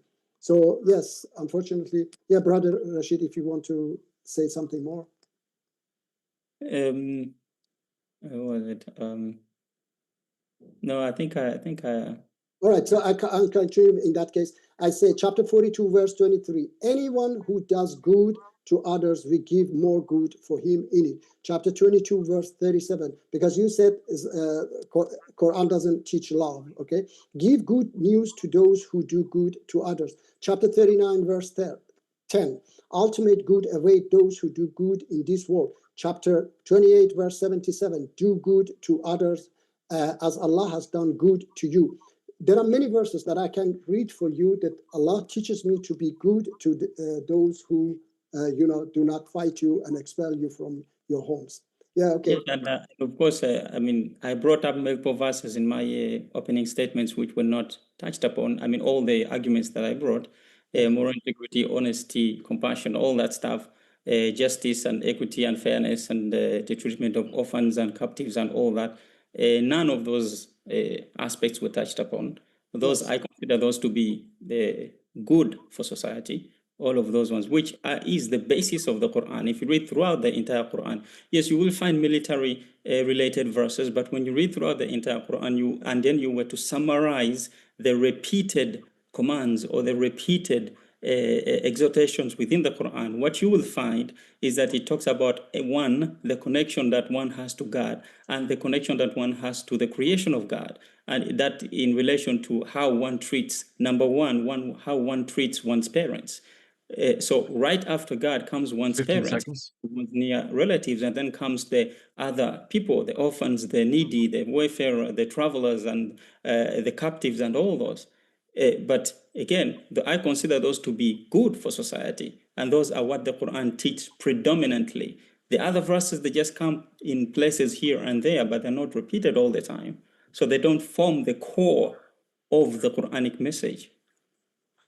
You got it. We are going to jump into the 8-minute clarification from the, you could say, Against Islam's Effects on Society group team. The floor is all yours for 8 minutes. You want to go first, Nosce? No, you can. This is like our Okay. conclusion, right? No, our No, conclusion actually, follows. there's a conclusion right after this. Okay, This is go ahead. almost like reverse rebuttals. Okay, Is go there a ahead. Q&A? Sorry, is there a Q&A? There definitely is a Q&A. We actually got a good amount of questions during this debate. The only reason I say actually is just because this is different from our usual stream time, but we have a lot. So we definitely will have a Q&A. Wonderful. Yeah, I'll start it once. It's fine. All right, Okay. so we got our 8 minutes now. Yep. So you say that I must accept all of your hadiths like Muhammad split the moon. Of course I accept it because it's written. And it just contradicts the Quran that Muhammad has no miracles. Where else would I have material to use if I didn't take it at all? Again, my friend, Sir 9-5, you brought up 4, that they broke the treaty. Of course they're going to break the treaty because in verse 1, Allah said, and his messenger said that it was no longer to be held. The treaty was no longer to be held. you can give charity and still marry a 9-year-old. I mean, how is this better for society? You bring up the orphans. Atheists adopt orphans. So how is Islam better for society than an atheist? Charity, the widows. I mean, you can have atheists that take care of widows. Why is Islam better for society? We just barely touched on child marriage and women, but you didn't really give a argument of why it's better for society. This is where we're trying to get to.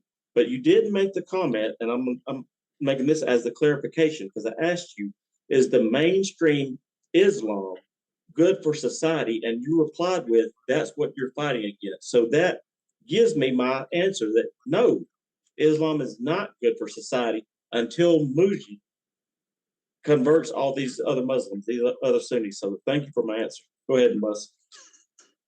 Okay. Yeah, I first want to actually clarify because of the cross-exam question I was originally asking that I didn't really get a full answer to. Because if Islam is really peaceful, why admit that it commands violent action? It does command to fight people, but kind of interpreted a weird way to what it doesn't actually say. So it disappoints me.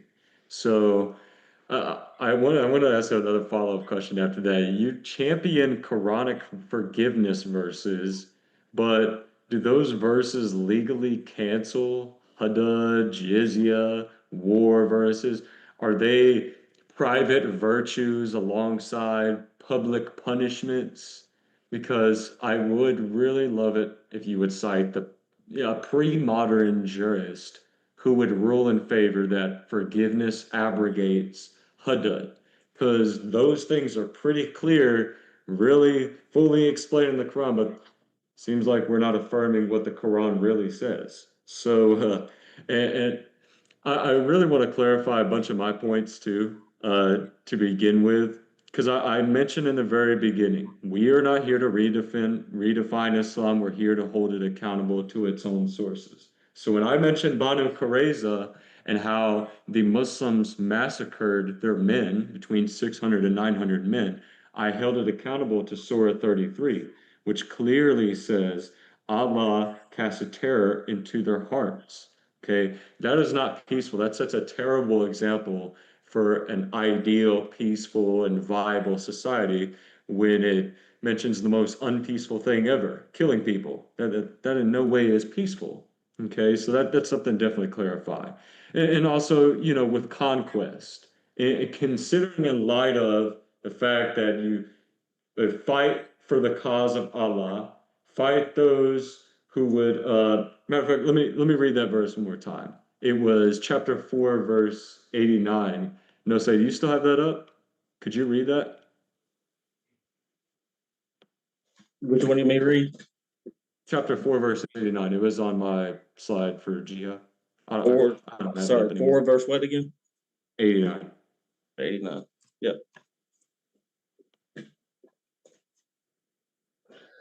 It says, they wish you would disbelieve as they have disbelieved, so you may all be alike. So do not take them as allies unless they immigrate in the cause of Allah. But if they turn away, then seize them and kill them wherever you find them. And do not take any of them as allies or helpers. Yeah. So, I mean, if there's any kind of restriction to freedom of belief, then Islam wouldn't be allowed in America, not at all, if it was killing apostates, but it's allowed elsewhere. And since it's allowed elsewhere, but either in Europe, um, Northern Africa, Southern Africa, it rejects Islam for the amount of terror it causes on people. So when I mention these things and you interpret the Quran to mean a whole different thing, then you must go and tell these terrorists that what they thought for the entire time, their whole mission is based on their misinterpretation or misunderstanding of the Quran, which cannot be acceptable. You need to stop supporting Islam as a Muslim if this is what truly causes such disstability in the Middle East and so on. Stop supporting Islam. Instead, put your faith in the Lord Jesus Christ. He will set you free like he will with all others, not make you be killed just because you want to be an apostate. Nothing like that. So your support of Islam does not help it. Okay. And how much time do we have left? 2 minutes and 7 seconds. 2 minutes? That's right. Okay, awesome. Yeah, you may say something. So just a clarification to him also. This right here, Islam, by Dr. Mark Gabriel, PhD. He is a Muslim. So when we bring up Taqiyya, I'm sorry, and he's talking about lying to the wives, he was a Muslim that lived this. He converted.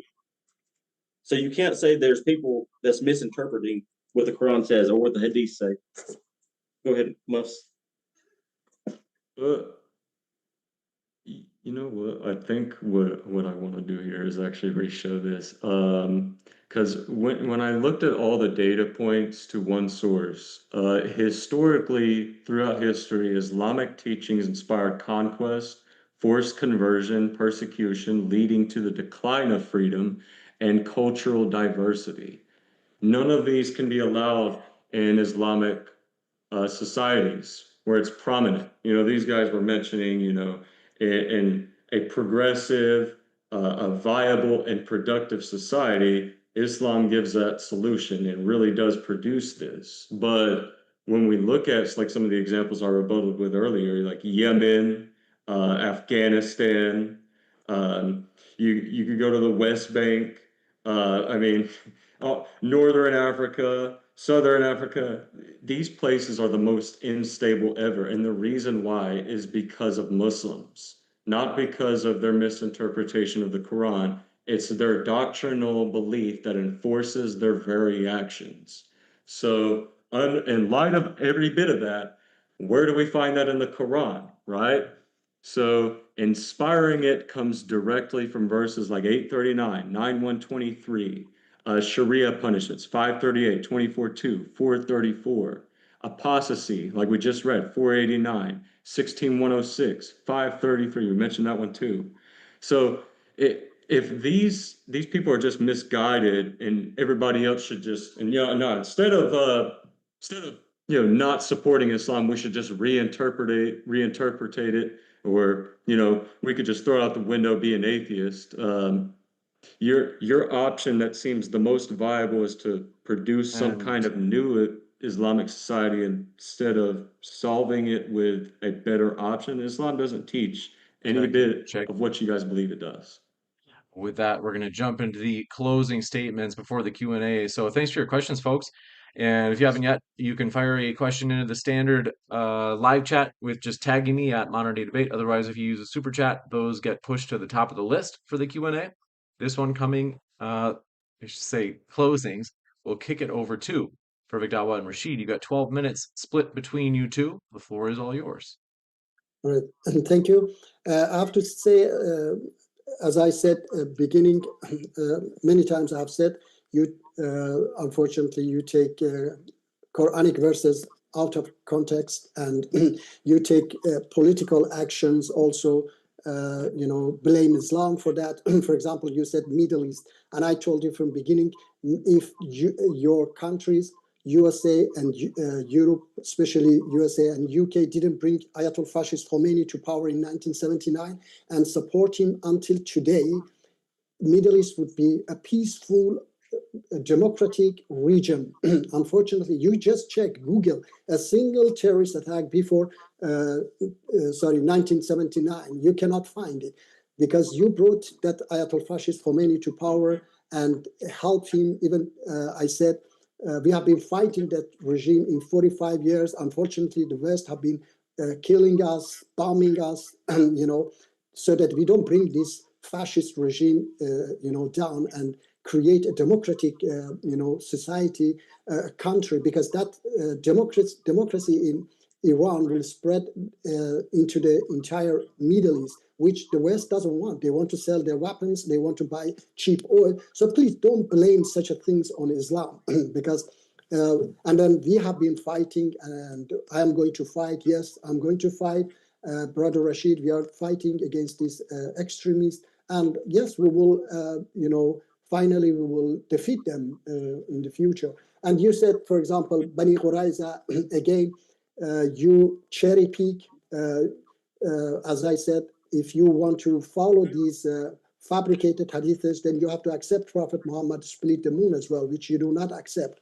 All right, because if you accept, then you have to believe that he was the prophet of God, which I don't agree with any of them. All right, and then you said again a verse, chapter 489. You take it out of the context, and then you don't read the next verse, 490, unless it be such of them who seek refuge with the people who are joined with you by a covenant, or those who come to you because their heart shrinks from fighting. Listen, shrinks from fighting either against you or against their own people.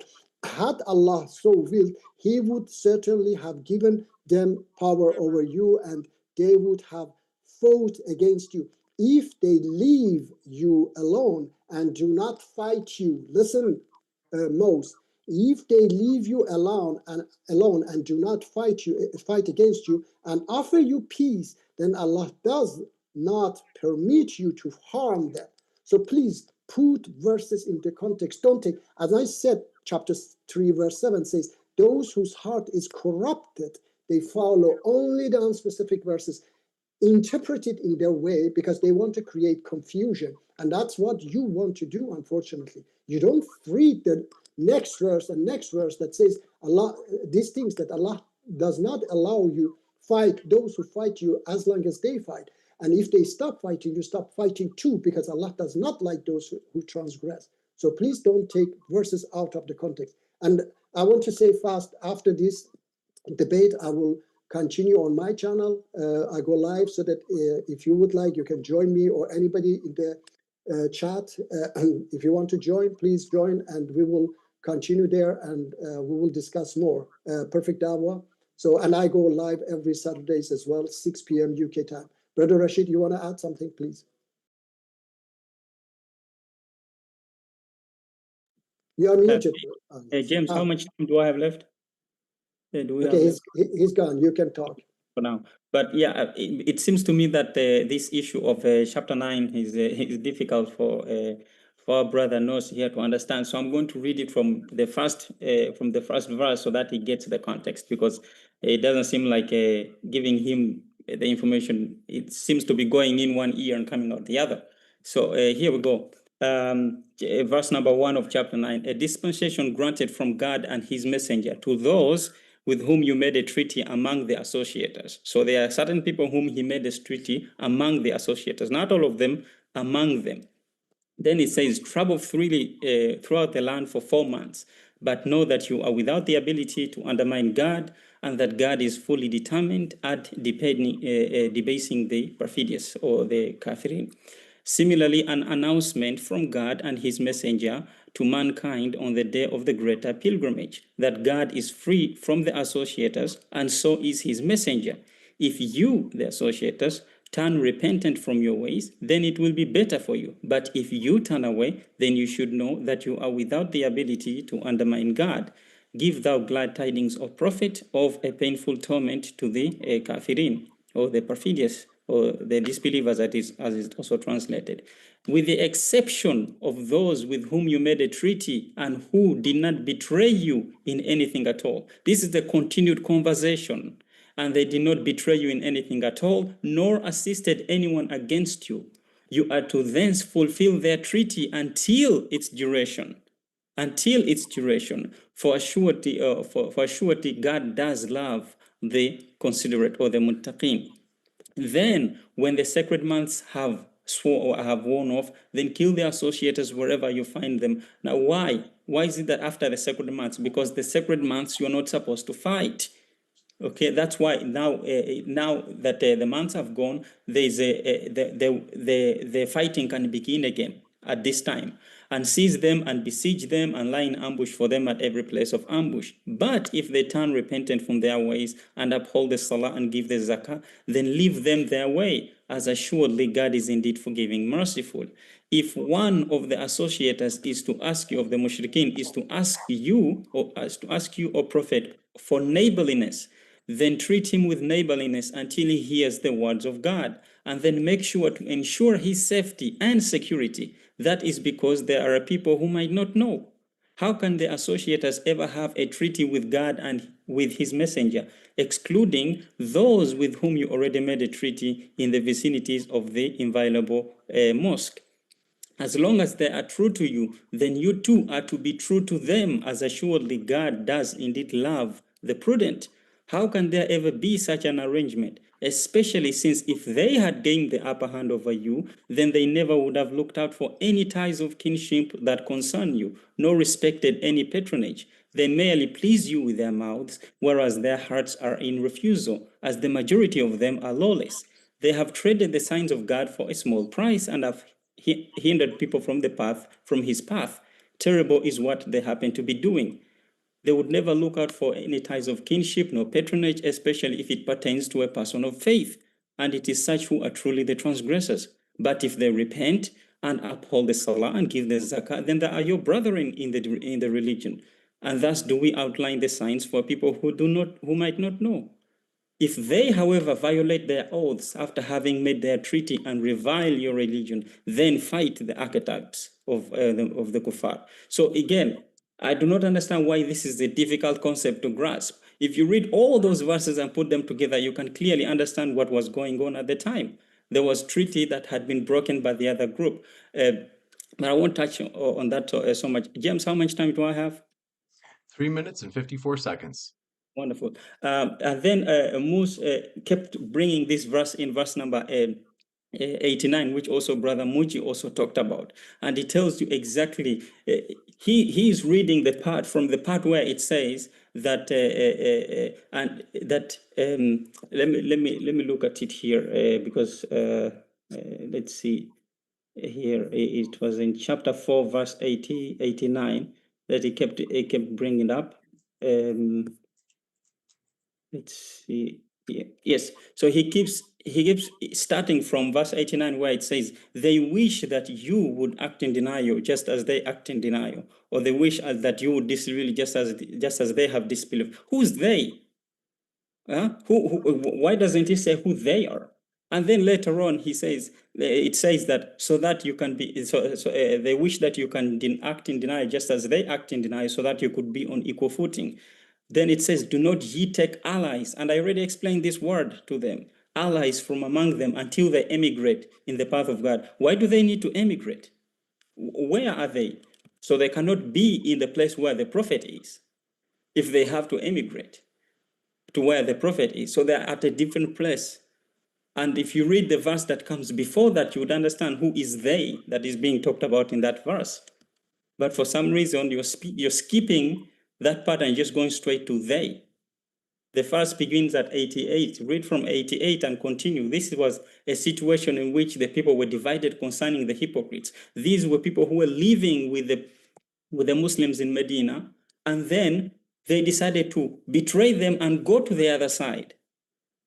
And now they joined the other side, and they made coalitions with the other side. They made awliya, allies.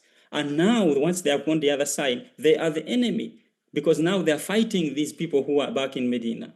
And the people who are back in Medina, they cannot make up their minds as to how to deal with these people. Some of them said, we should consider them, since they have gone to the other side, we should consider them as part of them. They're among, and some people said, no, they used to be part of us, so we cannot treat them the same way. So that's why the verse number 88 begins, what is the matter with you that you are divided in two camps concerning the hypocrites? Why are you in two camps? So the Quran here is giving you that understanding, but again, you did not mention that. And Brother Muji again told you that if you read a little bit further on, it tells you, excluding, of course, those that join themselves to a people between whom and you there is a covenant. So this is, again, certain people who have left the community and they have joined the enemy and they are now fighting. They are in conflict with those people who are in Medina now. But I don't understand why that is still up for contention. Then again, we already covered the part about child marriage. We already covered that clearly, but yet it's still brought up, and you're still asking, Is it good for mankind? We just told you that verse is not referring to children. It's not referring to children. The Quran has a specific word for children, girls, banat. Here it says nisa. Read the verse. It says that right at the beginning of the verse, but you're skipping it and only focusing in the middle of the verse. Why? You have to be honest read the whole verse and you would see that it's talking about, it uses a pronoun, they. Who is they? Read the whole verse and you would see who the they is. They is the Nisa who have not had their menstruation. It's not talking about girls, please. You have to be honest in this case.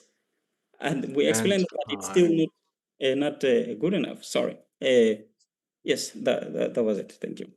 You got it. We'll kick it over to the final closing statement from Mus and Nosce, and then we'll have that Q&A. Thanks for your questions, folks. I'm excited to jump into them, but first, it's closing statement from Mus and Nosce.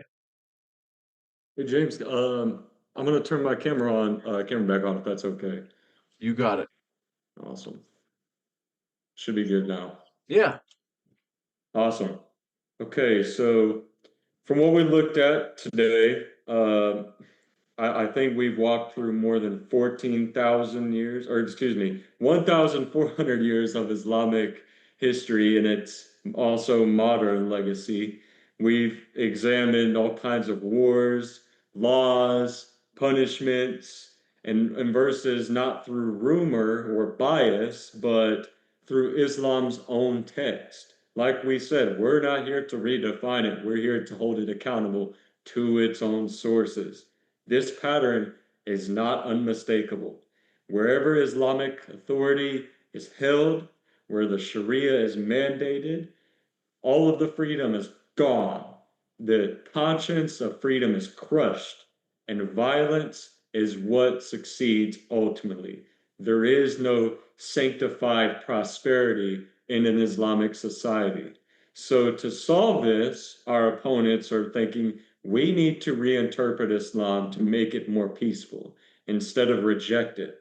Okay, this is the worst way possible to correct the beliefs or the example Islam sets. Okay, if Muhammad set the example by fighting for the cause of Allah, starting the conquest, caravan raids, then a new prophet or a new messenger needs to come and set a better example.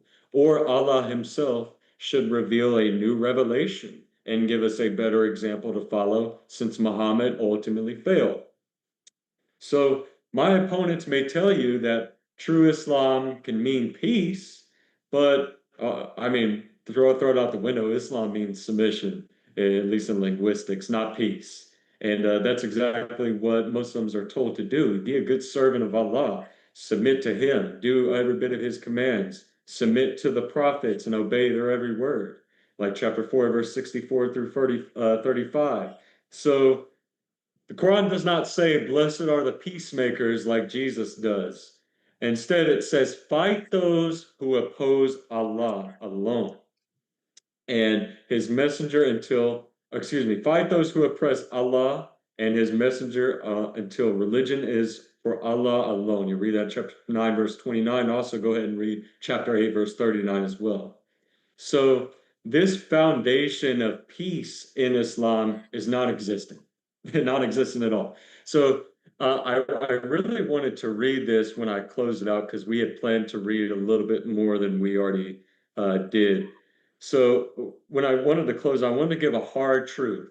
Islam's influence brings harm, not healing, hate, not love, conflict, not peace, destruction, not prosperity.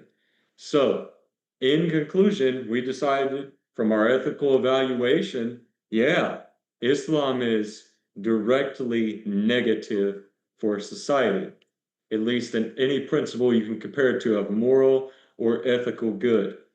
So we showed how his theology shaped history, like Banu Qurayza, Al-Qadisiyah. I also didn't get to mention the Almohads, the Jews and Christians that were forced to convert or die. And then, of course, we showed the Divis Army, the blood tax that seized children to serve an Islamic empire. We showed the Mamluks, that wiped out the Coptic Christians in Egypt, burned their churches, and prevented them to build new ones at that too.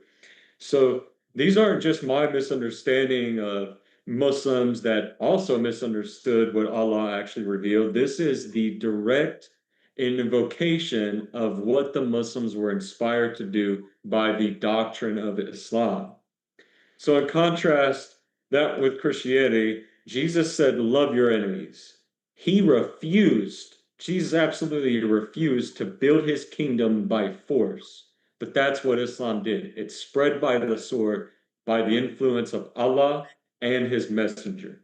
So, in contrast, the gospel spreads through persuasion, not punishment, through sacrifice, not slaughter. The Holy Spirit converts the heart. Islam conquers the body. It forces people either to die, get their heads chopped off, their hands chopped off if they're thieves, or be Muslims. If that's the solution, maybe our interlocutors should adhere to that. But instead, no, they think we need to reinterpret Islam. I think the better solution is what Nosce is about to show you. But just one more thing. After all the evidence, after all the verses, after the history, the verdict is absolutely clear. Islam cannot be peaceful, not because of a few extremists here and there, they're everywhere, but because its scripture make extremism normative. So a faith that sanctifies war and promotes it, justifies slavery, punishes disbelief, and subjugates half of the human race that cannot ever produce lasting peace. That's what Islam cannot do. So I would like to thank James again for hosting. It's been amazing to come on here. It's been a one of a kind opportunity, and I do appreciate Muji and Rashid for accepting. At the end of the day, we love them as Christians. We don't hate them. We just wish nothing but the best for them, and we hope they will find salvation in the Lord and seek forgiveness and His gift of grace ultimately. Thank you, and go ahead, Nosce. How much time we got? Got 6 minutes exactly. All right. So he brought up, he keeps bringing up Surah 9, chapter 4 and 5, like I really care about it. No, I don't really care about it. I brought up three different things: child marriage, the oppression of women, striking women, and he thinks that this is the only point that I'm sticking to. No, it's just baffling to me that you're not trying to advocate or try to fix the solution of child marriage and the oppression of women is Islam, but instead you're trying to focus on Surah chapter 9, 5, whether Allah broke a treaty or not. I mean, it's just insane.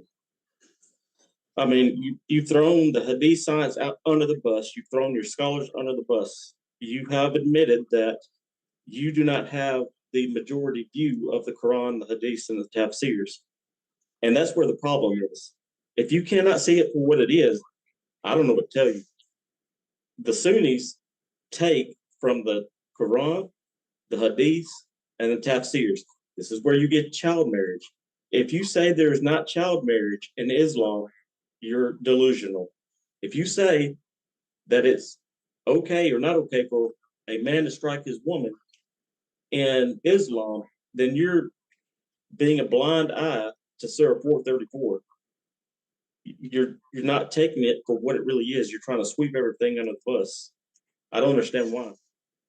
And since you acknowledge that you're the minority, you shouldn't even be debating Christians. You should be debating Muslims about their doctrines, why they see child marriage as okay, or why they see striking women as okay according to Surah 434. To me, your conscience is seared. I think we pretty much showed, and by your own admission, that you don't hold the majority view, that Islam is not good for society whatsoever, at least the mainstream. And if you deny what I just said then you're just contradicting what you said earlier. So I don't know what to tell you. But can you, I want to share my screen. Yeah, ready for you. Sending it. So the biggest thing is, yeah, we show that Islam is not good for society at all. The only thing that's good is the truth. And here's the truth, is that the God of Islam is false and the prophet of Islam is false. The prophet of Islam contradicts all the prophets in the Bible. So for everybody that's listening, God is eternal and he's infinite in value. His commandments, his word is infinite and eternal. When you sin against God, that is a rebellion. That is being a traitor towards God. Every time you sin, you are a traitor. You're betraying somebody that's eternal. If God is basing his standards on himself and he's eternal and he's infinite, then the punishment should be likewise eternal, infinite. God is a just God. He doesn't sweep things under the rug. He doesn't side with evilness. If you claim that your God is righteous, then that means he punishes 100% of the time that you sin. If he's a righteous God and he punishes 100% of the time, then he cannot show mercy. If he shows mercy, then he doesn't punish your sins 100% of the time. This is the contradiction you have with your God. How do we get around God not being a contradiction, showing both justice to sin, evildoing, and mercy? Well, no human, mere human, can be equal to God.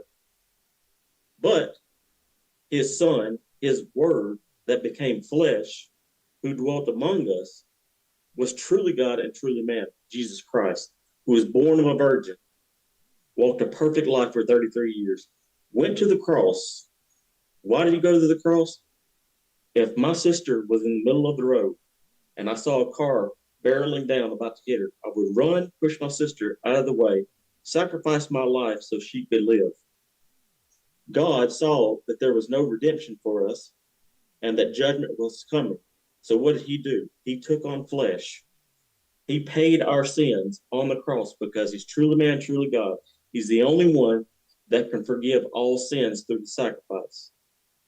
So now that all the sin has been punished on his son, now he can give mercy and salvation to us. There's no more contradiction.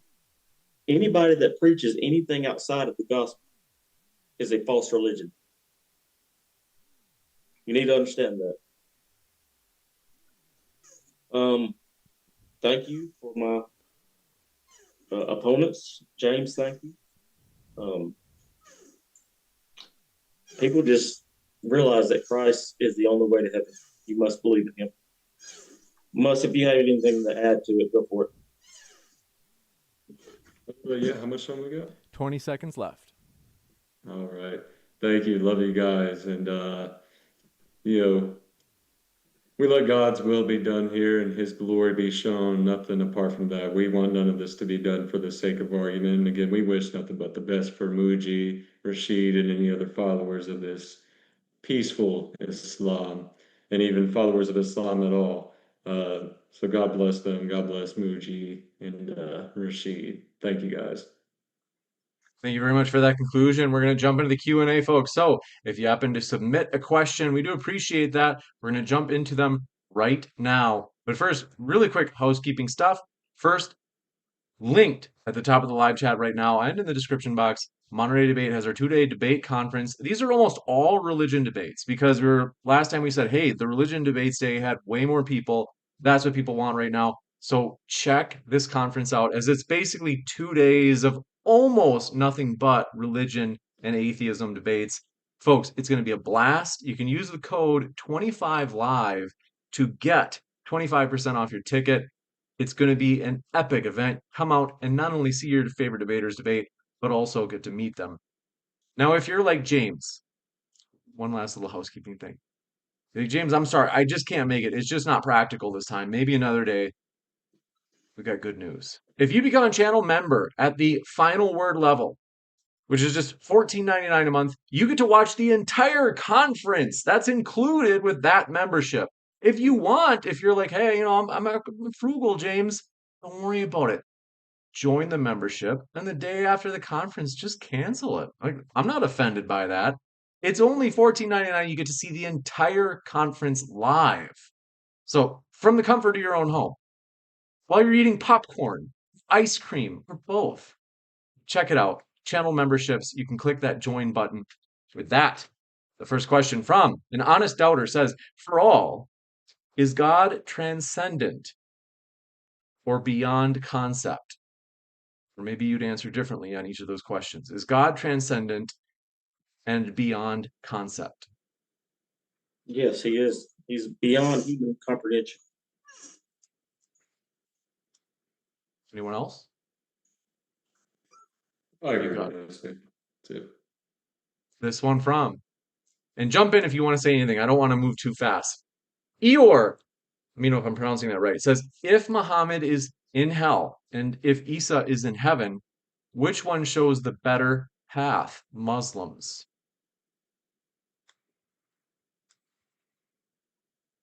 I don't know what you mean. I think they were just Yeah, obviously. I can answer that question. So, if Muhammad's in hell, but Isa's in heaven, you need to understand that Isa is not Jesus. There's two different characters. In the Quran, Isa is from a virgin whose father is Imran, which is from the Levites. Jesus is from the tribe of Judah. You have a different Jesus. The Quran got it wrong. But however, to answer your question, why would God go through the trouble of making somebody be born of a virgin, being able to raise people from the dead, heal the blind, the sick, the lepers, open up the eyes and ears, walk on water, and then you think that this somebody comes behind you and is a better prophet, a better man than you? Why would God go through all that trouble? It's insane. You got it. This one from Carl Slagan says, Islam, like Christianity, is just another man-crafted link in the mind-forged manacle that is religion. Carl Slagan has spoken. My guess is you guys would both disagree. Maybe if you guys want to comment, you can. Some of these are just kind of blanket topical statements. Can you repeat that, please? It said Islam, like Christianity, is just another man-crafted link in the mind-forged manacle that is religion. I think they're just saying that both religions are made up. That's what they're trying to say. All right, can I say? Yeah, that's not about our debate. Yeah. I would like to say something. Yeah, James. As a converted Muslim, I don't see anything wrong with following those beautiful verses that I read, being just towards others, being peaceful, and doing good deeds, giving charities. Any religion. I love what Jesus said: love one another, love your neighbors as you love yourself. If even Buddha says something nice and it is good, it doesn't contradict the Quran as well, then I like that as well. So I don't see anything wrong with following beautiful teachings, loving other people, taking care of others, giving charities. Yeah. Anybody else? This one from? Yeah, so if it was between atheism and Islam, I would be an atheist, because I'm not going to be doing charity and all these good works, but be a blind eye to all these verses that support terrorism, child marriage, and oppressing women, striking women. I don't know why you keep continuing and saying those things that we said. These are not Islamic. You keep continuing. All right. So unfortunately, you don't want to accept the truth. I was just answering his question. Yes. I was just answering his question. I know, but you keep continuing saying the same thing. Okay. But please address him, not me. I was addressing him. You addressed the person who asked the question. Yes, I said that you repeat again the same thing, that are not Islam. We do not believe in that. We're going to jump into this next question. Thank you very much. From Yeshua is Lord, says, Muji is a good man, aka Perfect Allah, is a good man. He hates extremism. God bless. Question though for Muji.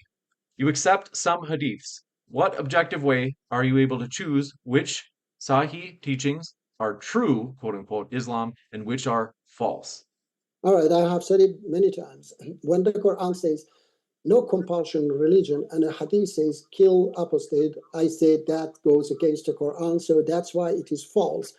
just because Bukhari said or scholars say they are a bunch of businessmen, and I do not follow businessmen. That businessmen are in all religions, in Christianity, Judaism, and other religions as well. So that's why I follow anything that goes in line with the Quran. So, and I said, whoever says that, if my math teacher says 2 + 2 is 4, and it makes sense and it is true, then I accept that. But if he's a Christian and tell me Jesus is Son of God, no, I do not accept that because it goes against the Quran. So I hope that I answered that correctly.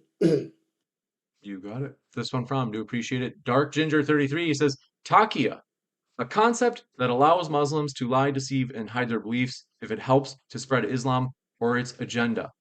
I think they're saying, is this a real thing to our Muslim guests? No, it's not a real thing. This concept of taqiyya is actually more prevalent among.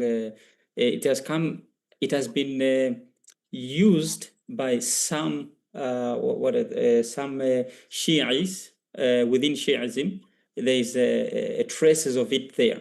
However, in the Sunnis, this concept is as foreign to it's too foreign to them. Like if you went to a Sunni walking down the street and you say, hey, do you know taqiyya? No, he will tell you he doesn't know what this is, because this concept is not, it's just something that is popular. People have popularized it and levied it against Islam, and these Christians have picked it up and they're just spreading it around as if it's a thing. It's not a thing. It's not there in the Quran. That's why these guys were not able to produce a single verse from the Quran supporting it. If it was there in the Quran, they would produce a verse that is able to support it, but they were not able to do so. So, yeah, I would like to comment on that question too. You go first. Yeah. Go ahead. Go first. Yeah. So, I mean, chapter 3:28 gives us, this example, takat, let non-believers take disbelievers as allies rather than believers, except when you take precaution, takat, from them. And if you go to any classical tafsir, like Ibn Kathir, al-Tabari, al-Qurtubi, they explain this, right here I'm reading. It is permitted for a believer to show loyalty outwardly while concealing it inwardly if he fears harm. So this is deceit. That's what promotes taqiyya. Okay. And also, if you look at jurists of Islam, then yes, like Imam al-Nawawi, he says, if a Muslim fears harm, he may utter words of disbelief, though his heart is firm in faith. Also, Ibn Kathir, he says taqiyya is permissible for fear of harm. Al-Qurtubi says it is permissible to speak contrary to one's belief in order to protect oneself. I have more, but that's just a bunch you get for now. Go ahead, Nosce. All right, I would answer that because you've already answered though. Yeah, no, we didn't answer. It is if I have some Jews. This is not an argument. No, this wait. is Q&A. This is not an argument. No, because I'll give you a really quick, pithy response, Muji. But then, because the question was originally, let me just remember if. Yeah, he answered it first, and now he's trying to do a second. No, you don't allow it. No. Brother Rashid said, "Bring your." I'm gonna let Muji have a response, just because it is technically, the question is originally for him. If it was originally for you guys, I would let you guys have the last word. But That's Muji, fair. I do need you to be really pithy. Like I need you to be snappy now. Yeah. Okay, the Quran says that if your life is in danger, then you can deny your belief, okay? But you have to keep it in your heart, you have to believe in it. So that's if, for example, I have some Jews in my home and I'm living in Germany, and SS comes and asks, do you have any Jews in your home? I have to lie to them. Cut you off here. Yes, I have to lie to them, say, no, I don't have. Because otherwise I will be responsible. Yeah, we're going to jump to the next one. This one from Dark Ginger 30. No, I thought I was able to respond to this one. The trick is, the question, when it's addressed toward one party, I try to let them have the last word. That's fine. No problem. This one from Dark Ginger 33. We got that one. Yeshua is Lord says lies. The Tafsir Ibn Kathir specifically says too young. I don't know the context of that though. That's all they said.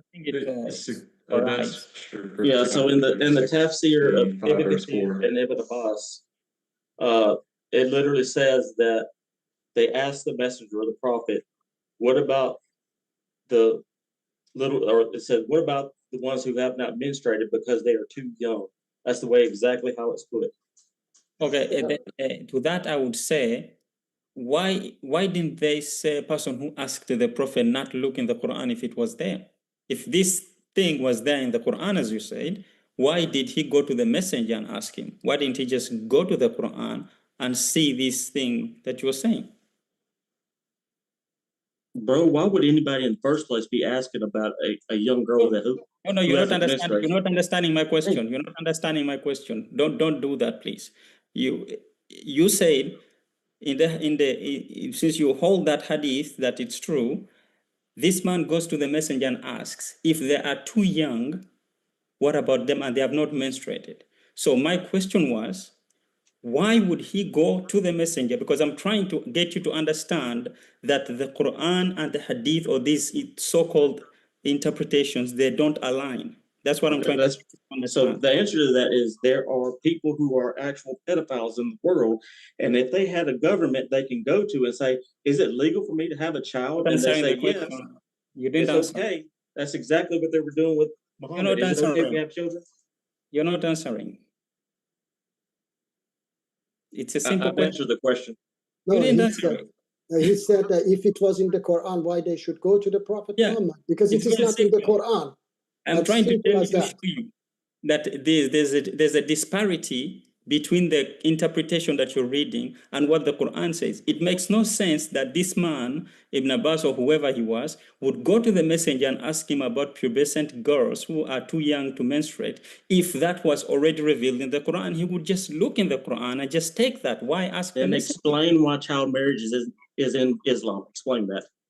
Good God, you it's impossible. It's impossible Yeah, to. we said Gotta 100 jump. Yikes. We You said gotta it jump. 100 times. Yeah, we said it Come on. 100 times. Just, Kai Burr says, how can Islam be good to society when it never stopped and actually continues on with the practice of old men having relations with young boys? Baka Bazi, in parentheses, they say. could you repeat that?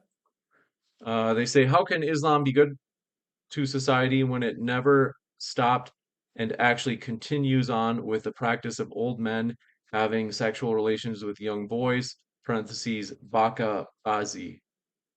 I mean, there are some things that they do in certain areas that are very remote, I think. But again, that has nothing to do with the Quranic message at all. It's there's nothing in the Quran which suggests having sex with young boys. I mean, that's just. We'll go to the next one. This one from Striving Muslim. Thanks for your question. Said, question 2, Mus, can you provide us the verse in the Quran that permits a Christian concept of taqiyya taught in Romans? Christian concept of taqiyya? I don't think I understand the whole question. Yeah, well, let me read it one more time just in case. They say, question to Mus, because I don't know the context either. They say, can you provide us the verse in the Quran that permits a Christian concept of taqiyya taught in Romans? So I think they're saying like this idea of if there's this Christian concept of being able to in Romans say Paul says like, hey, you can call up. I understand what they're asking. Let me look it up. So he's looking at where Paul says, here, I'll read it. 1 second. Yeah, I'm trying to think of that verse. I can't remember it off. So it's Romans 3:7 that he's trying to bring up. Yeah. And let me read it. I'm sorry. Let me get my Bible. I didn't have my Bible open since it was a Muslim debate. Let me open it and I'll read it and answer it. In the meantime, Romans folks. 3:7. All right, here we go. Romans chapter 3. Is that in the Old Testament or New Testament? For if the truth of God has increased through my life to his glory, why am I also still judged as a sinner? And why not say, let us do evil that good may come, as we are slanderously reported, and as some affirm that we say their condemnation is just. Paul is saying that you shouldn't spread Christianity even through a lie.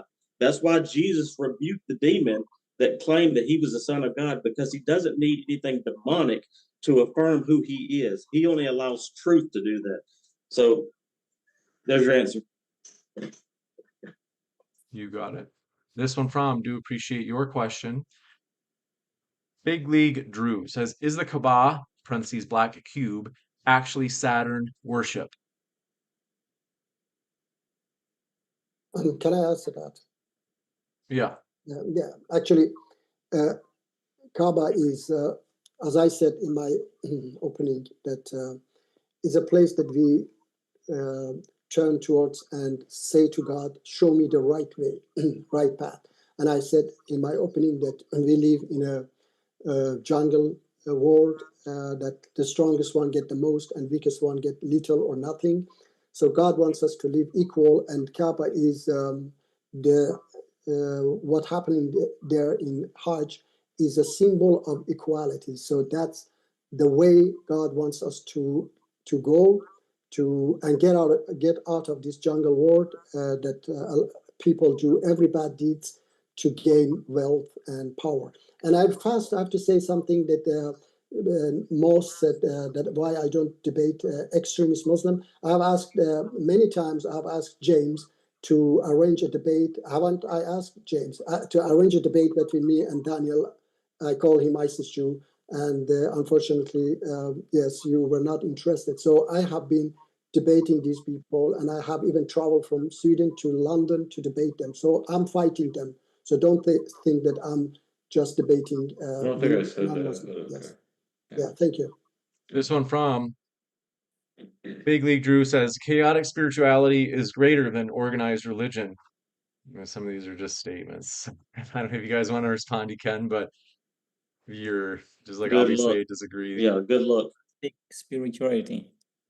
Yeshua as Lord says, Yahweh's revelation is iterative. He permitted certain things in the Old Testament because humanity was not ready. His final commandment was to live.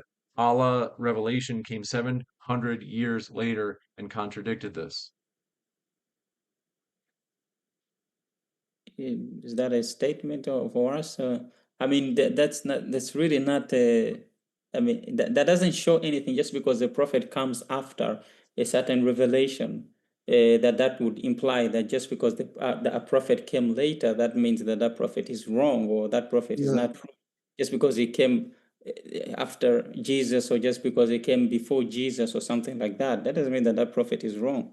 It doesn't show anything like that. You have to look at it from you can use the Bible to judge a prophet. The Bible already gives you the tools for how to judge a false prophet from a true prophet. And when you judge the prophet through the Quran, not basing it on the Hadith literature, when you judge what he did or his message, you will find that it is 100% in alignment with what God truly revealed to the old prophets. So to answer that, yeah, it does say exactly how to call out false prophets, because Moses wrote down what God said. He says in Numbers chapter 12:6, then he said, hear now my words. If there is a prophet among you, I, Yahweh, will make myself known to him in a vision. I speak to him in a dream. He didn't say that he was going to send some angel. He didn't say that he's going to send the FedEx man or what is it, the Uber. He wasn't going to send anybody. He said he would do it himself. I make myself known to him in a vision. I speak to him in a dream. Every prophet that has became a prophet or come to the realization that they've been chosen for a prophet, God himself revealed them in a vision and a dream, where Muhammad didn't have to do that. He had Warka tell him he was a prophet, not God. Show me where God showed him he was a prophet. You mean in the Bible or the Quran? Wait, sorry. Go ahead, James. Sorry. This one from Big League Drew says, is God, parentheses Old Testament, actually evil, and the snake in the Garden of Eden actually good? A Promethean figure, if you will. What are your guys' thoughts? It wouldn't be relevant to the topic, but That's fine. I'll answer. So, no, God is not an evil God. God is a God of love. True love is one of free choices. If God made our choices for us, there wouldn't be love at all. So, when we choose to rebel against his standards, that's evil. That's not his fault. So there's people around the world that's starving and homeless and all this stuff. We have in the United States, our defense budget is like $700 billion. If all the countries in the world put their defense budgets together, there wouldn't be anybody that's poor or hungry or starving. It's man, but God gave us that free will. We will be judged. You got it. This one coming in from, do appreciate it. This one, they say, striving Muslims at for Mus. Quran 488 through 89 talks about hypocrites. Why did you lie about it? Wow. If you want to pull that up, I'll give you a chance, Mus. That's in the Quran, uh, Surah 488 through 89. Yeah.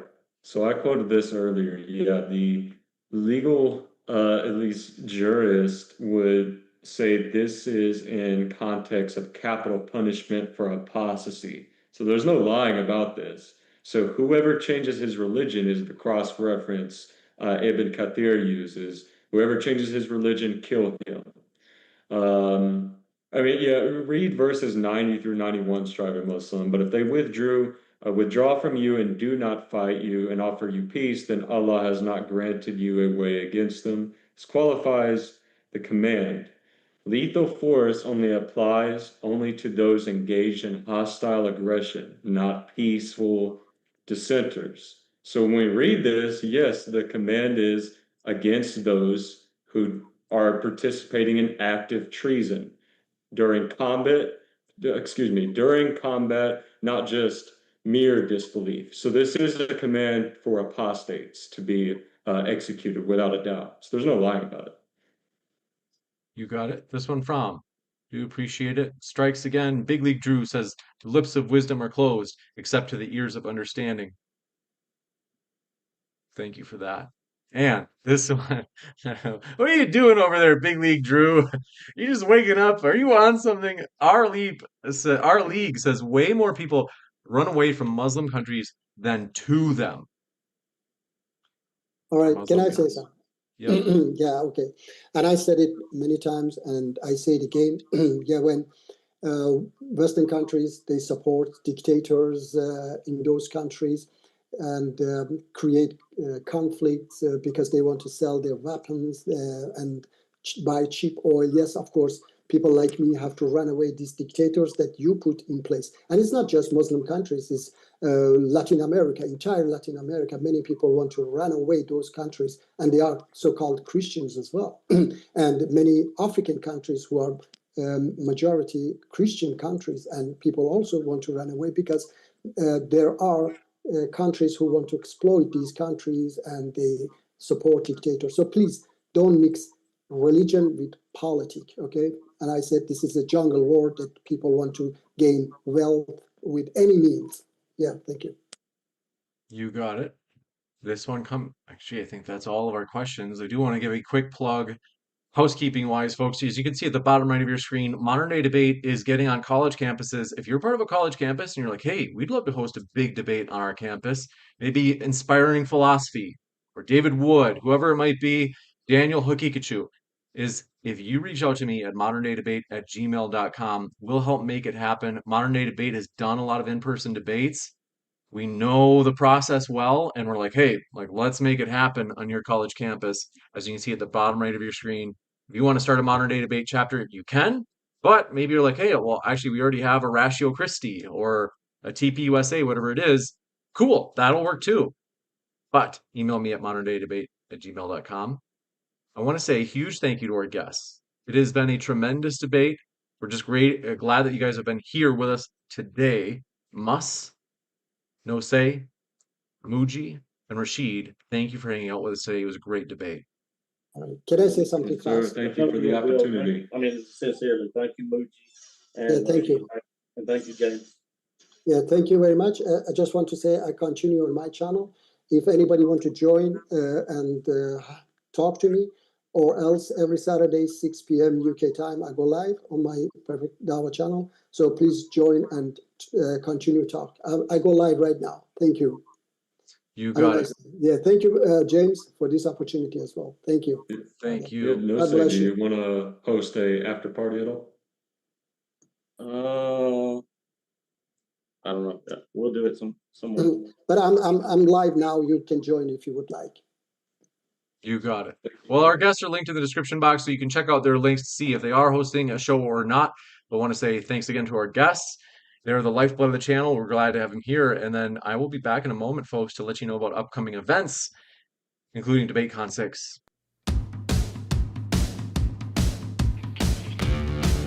Yeah. I'm not dying. Get out of here.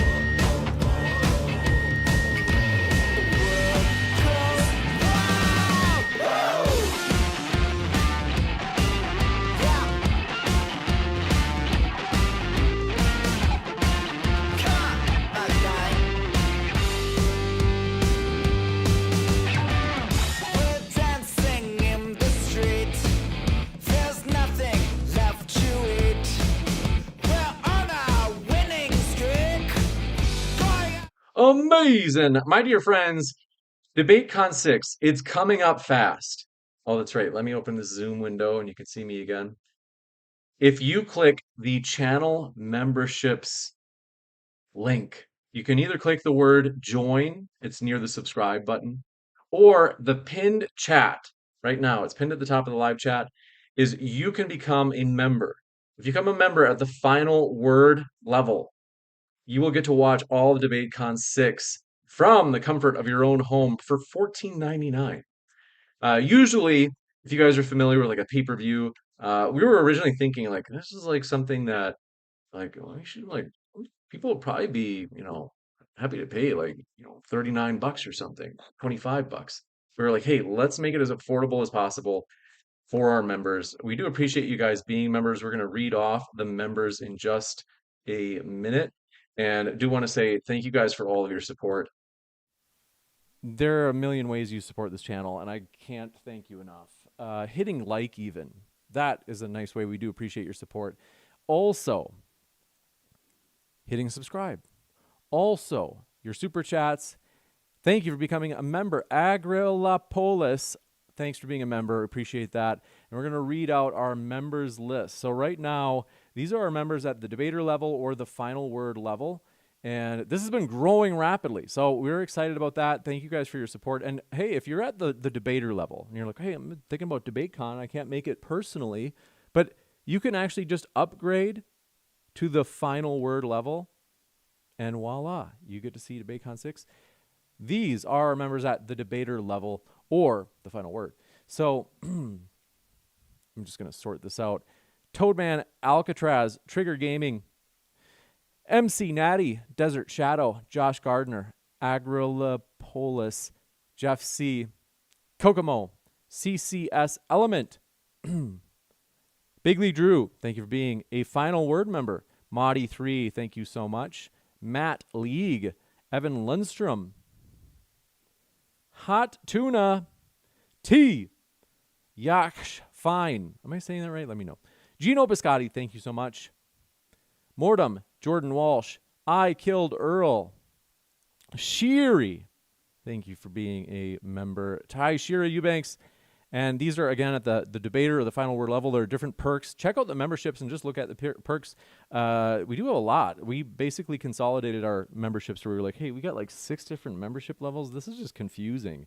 Let's just have 3. Keep it simple. Samuel Lindstrom, thank you so much, as well as Nick Mercer, Fady Ibrahim, NetTube User, Basil Problem, Jen Ranch Girl, Nate P, Mr. Samuel Tawhid, Walk with the Spirit, Ryan, Kat Johnson, Marilyn, Tony's Tech and Custom PCs, Pito Rosario, and Joshua Latino. Thank you so much for all of your support. And I've got to tell you, folks, we're excited about the future. A lot of big stuff coming up here at Modern Day Debate. So, again, you can watch all of DebateCon 6 from home. I'm telling you, you guys, it'd be crazy not to. We appreciate your membership support. We're excited about the future. Big stuff coming up. Let me check here. You do have plans, November 15th and 16th. They're called DebateCon. Whether you make it out to Nashville or not, we'd love to get to meet you. Come out to DebateCon, meet us in person. And then what I'm going to do is Any last things? I think that's it for our housekeeping. But want to say thank you guys for being here. Thanks for all your support. I will be here actually in let's see, it's 2 p.m. now. So in about 4 hours, I'll be back as we'll be hosting another debate. This is going to be a juicy one tonight at 9 p.m. Eastern. So that's me. I'll be here again. But thanks for all your support. Love you guys. Keep sifting out the reasonable from the unreasonable, and we'll see you there tonight.